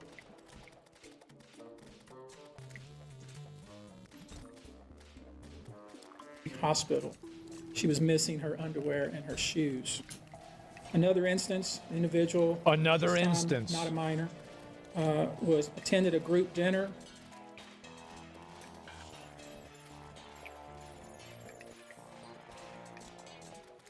Allegedly with Sean Combs in Miami. She wasn't drinking because she was pregnant, but whatever she drank at the table, they brought her another ring. Apparently, at least according to her, was laced with something. She blacked out, and she woke up in the same bed, again allegedly, with Mr. Combs in his mansion in Miami. And she was pregnant? Her vagina and her anus were torn and sore.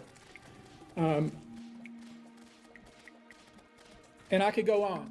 I mean, literally, you're sensing a theme here. It's the same theme, and it all involves an assault, some sort of drug. One instance, an individual who was 20 years old at the time was asked to attend. Just saw her on the street. Asked to attend a party in a hotel. Wait, is this saw the guy in the street and take She was flattered, went to the party, was given one drink and doesn't remember. How is my internet going down? Is it my internet or is it video loading? Yeah, I think it's the video loading. I don't understand why it's lagging. Like it worked fine until this video for some reason.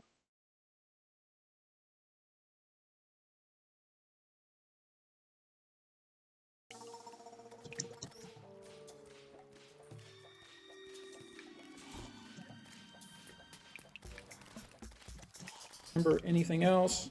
Ultimately, was so messed up.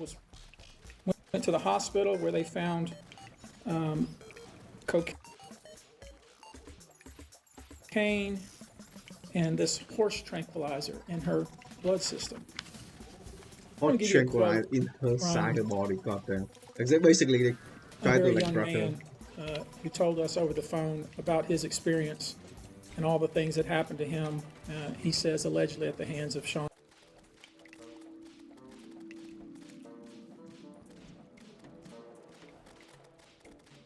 God damn it, why keep loading? Like, of all video I watched today and this video just... and his friends in the effort to try to sign. So there's another one, right? Because like he's saying here that It wasn't, because like a lot of this is just like literally just Diddy doing it himself. But if you listen to what's being said here, is that other people are also doing it. They were watching it happen, right? Yeah, another this one. is fucking insane. Like, this is like allegedly. It's allegedly. Yep. We don't know. A record deal. Yep, like This you was don't kind even of know what what he happened. was told he would have like to they're, do. they're so. His quote is, mind you, it happened for like had he not been in 25 years, more than power, 25 years. I feel like I could have been something great. I quit the industry because of what Sean Combs did to me. And that's really what it comes down to. We are pursuing this, I can easily see that, asking you to support this effort, to encourage witnesses and victims to come forward and bring your evidence so we can continue to break down this wall of silence and we can continue to have these stories heard. This is the beginning of what I hope to be a national dialogue. The 25 years of like non-stop abuse. This type of sexual assault, sexual abuse, and sexual exploitation should never happen in the United States or anywhere else. This should have never been allowed to go on for so long. This conduct has created a mass of individuals who are injured, scared, and scarred. Yeah, literally. If you are one of those individuals, we ask you to reach out. If not to us, to someone you trust. If you are someone who witnessed any of these events, we ask you to reach out. Your name can remain confidential. With that, I'll take a few questions, not many, maybe two. But if you have a question, I'll be pleased to try to answer it.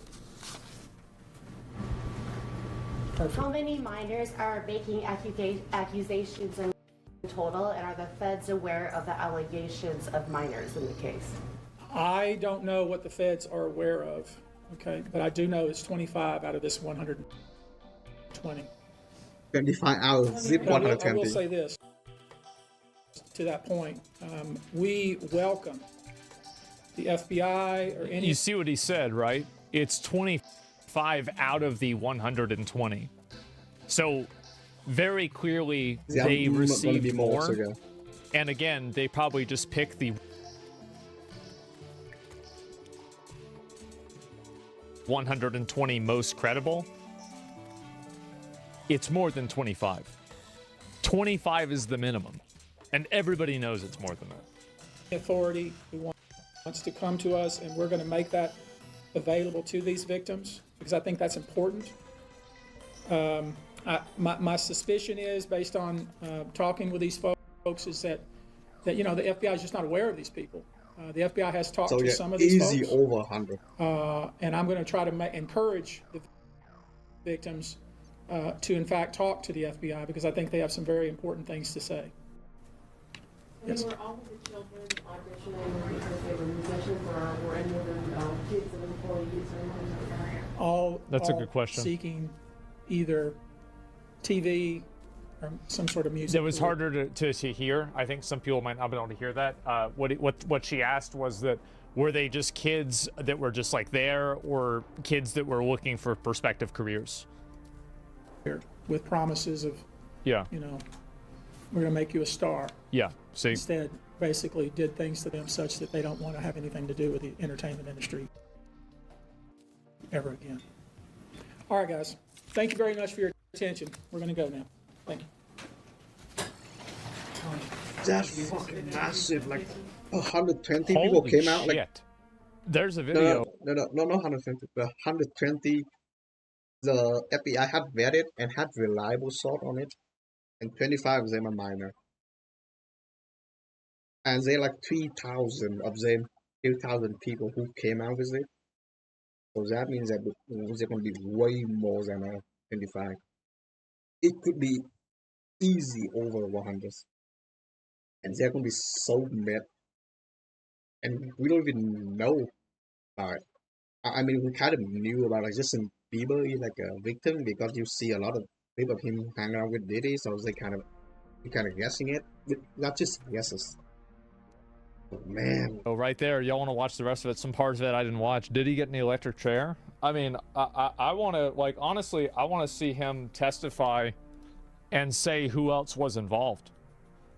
Oh. Because, like, that's really what needs to happen, is because, like, something like this, like, he didn't do this. He didn't solo this, right? He did this with a bunch of other people. Yeah. So, like, I mean, him going to jail and, like, he's done. Done.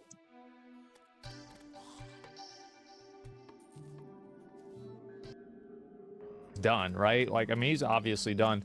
So, like, that's a foregone conclusion. We know that's going to happen. What about everybody else? Yeah, like, what about the people that were involved? Like-minded individuals. Yeah, exactly, right? They better have them on watch for suicide. I'm going to be honest. I don't even think it matters. I think if Diddy kills himself or somebody kills Diddy at this point, it won't make a difference. Because there's so much corroborating evidence. There's so many people that have talked about it. And so many people came out. There's so many things that have happened. And there's probably data, phone calls. Like, again, like Epstein and Clinton, these guys are fucking professionals. Diddy? Usher? Oh yeah, Usher. The fuck? These are singers. Like, let's be honest, right? Like, they're not on that level. They're not anywhere remotely as powerful as somebody like Bill fucking Clinton. Like, let's be honest, right, guys? Like, yeah, these are the guys that pretend to be gangsters. People like Bill Clinton are the ones that say they're not gangsters, but they actually fucking are. Very big difference there. Diddy's a rookie? Yeah, bro. Like these, yeah, they're... I don't think they have even remotely close to the power or influence to stop this from happening. Especially with so much information and so many people knowing the information. Mm-hmm. Hollywood's involved too? Yeah, I know. But Hollywood doesn't write laws. That's the difference. Singers who are under the influence of powerful people who invested in them? Yeah, I guess so, right? I believe there's like a whole group of Clinton made people. $250 million in office and his wife. Hey, you know, and that's just what we know about, right? You heard about 50 Cent selling a documentary about this to Netflix? I actually don't know anything about that. I'm not sure. They'll turn on each other. They're all snakes. Good. Like, I feel like, because, like, let's be real, right? Like, after that Harvey Weinstein shit, and the fact that, like, a bunch of other people didn't get called out for that, like, everybody knew, right? Like, we all knew, like, it is pretty obvious that, like, some bad shit happened, right? And there were a bunch of other people involved. But there just wasn't enough, like, information. Like, the floodgates had not opened at this point, right? Now it's the This could be floodgate the greatest open, bust in so I actually think this will be the biggest reckoning in entertainment history if he follows through with this. And I actually don't know. Like, this is so insane. I can't even imagine something that could ever be bigger than this. This is insane. His personal assistant was promoted to create a $2 million show. Yeah, I don't know. Trump even stated he didn't know Epstein that well and got away with it. I don't know. I mean, like, Epstein and but, like, think about it, right? Think about the levels of magnitude of power between Donald Trump and, like, Usher. Or, like, P. Diddy. It's not even remotely fucking close. Dude, like... So that's why people like Donald Trump and other people can, you know, like Bobby Kotick. Like, I'm sorry, but, like, these guys are real popular. They've got albums that sell really well. But Bobby Kotick, that's a whole different situation. So, yeah, don't downplay. There's still queens in a deck of cards, man. Well, I mean, like, yeah, no, I mean, for sure. Also, is victimizing didn't slow down after all the Epstein and Weinstein shit came out? Yeah, exactly. Do you think this could implicate those powerful people like Epstein and Clinton? I do think that to an extent there is a web. How how big is that web, right? Like how you know, how robust is the web? I don't know. I mean, I guess you're gonna have to find out. But I feel like at this point, the big difference between this and the Epstein stuff is that, number one, you're dealing with people primarily, at least in Hollywood, that are several magnitudes less powerful than actual politicians and former presidents, right? So they have less power to exercise to stop this from happening, number one.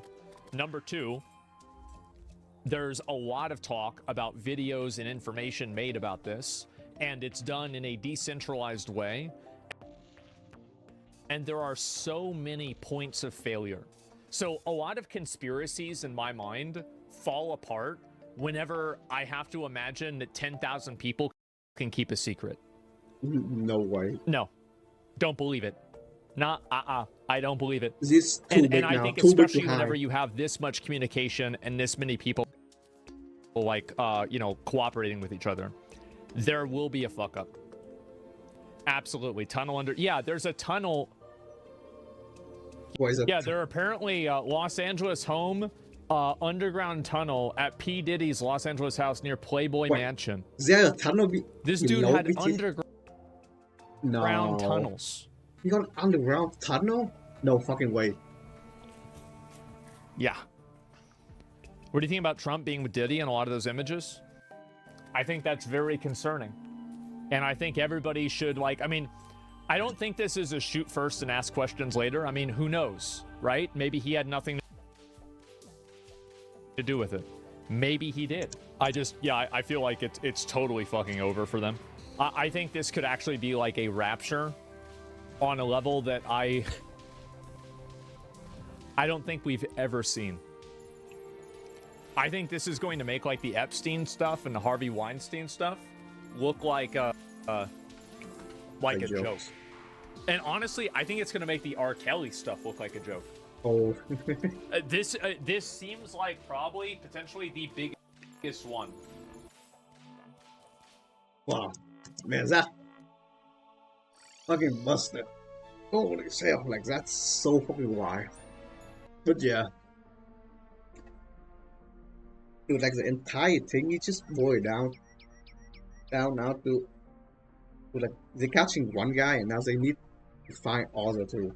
Because now they like the people who knew about it, like people who in it entire thingy, they 100% releasing the trace. They're gonna find out. They're gonna try to release the trace so bad now. Everything they think of, they're gonna try to go back and delete it, releasing the trace and everything. So now we will see like who basically like work with PDD doing this. Because like no way he do it all. He definitely needs someone who's scouting for him, that one person, and another one who set up all the thing. So yeah, like him alone does it. He's gonna have like a group of people who also share same thinking at him to doing it. And PDD haven't say anything yet, so he might be hiding them. But the other one probably like scare shitless right now. They definitely like going in hiding. But yeah, that's fucking wild. But yeah, that is for today. I'm gonna head out, make some dinner, relax. I'm gonna see you tomorrow then. See ya. And good night.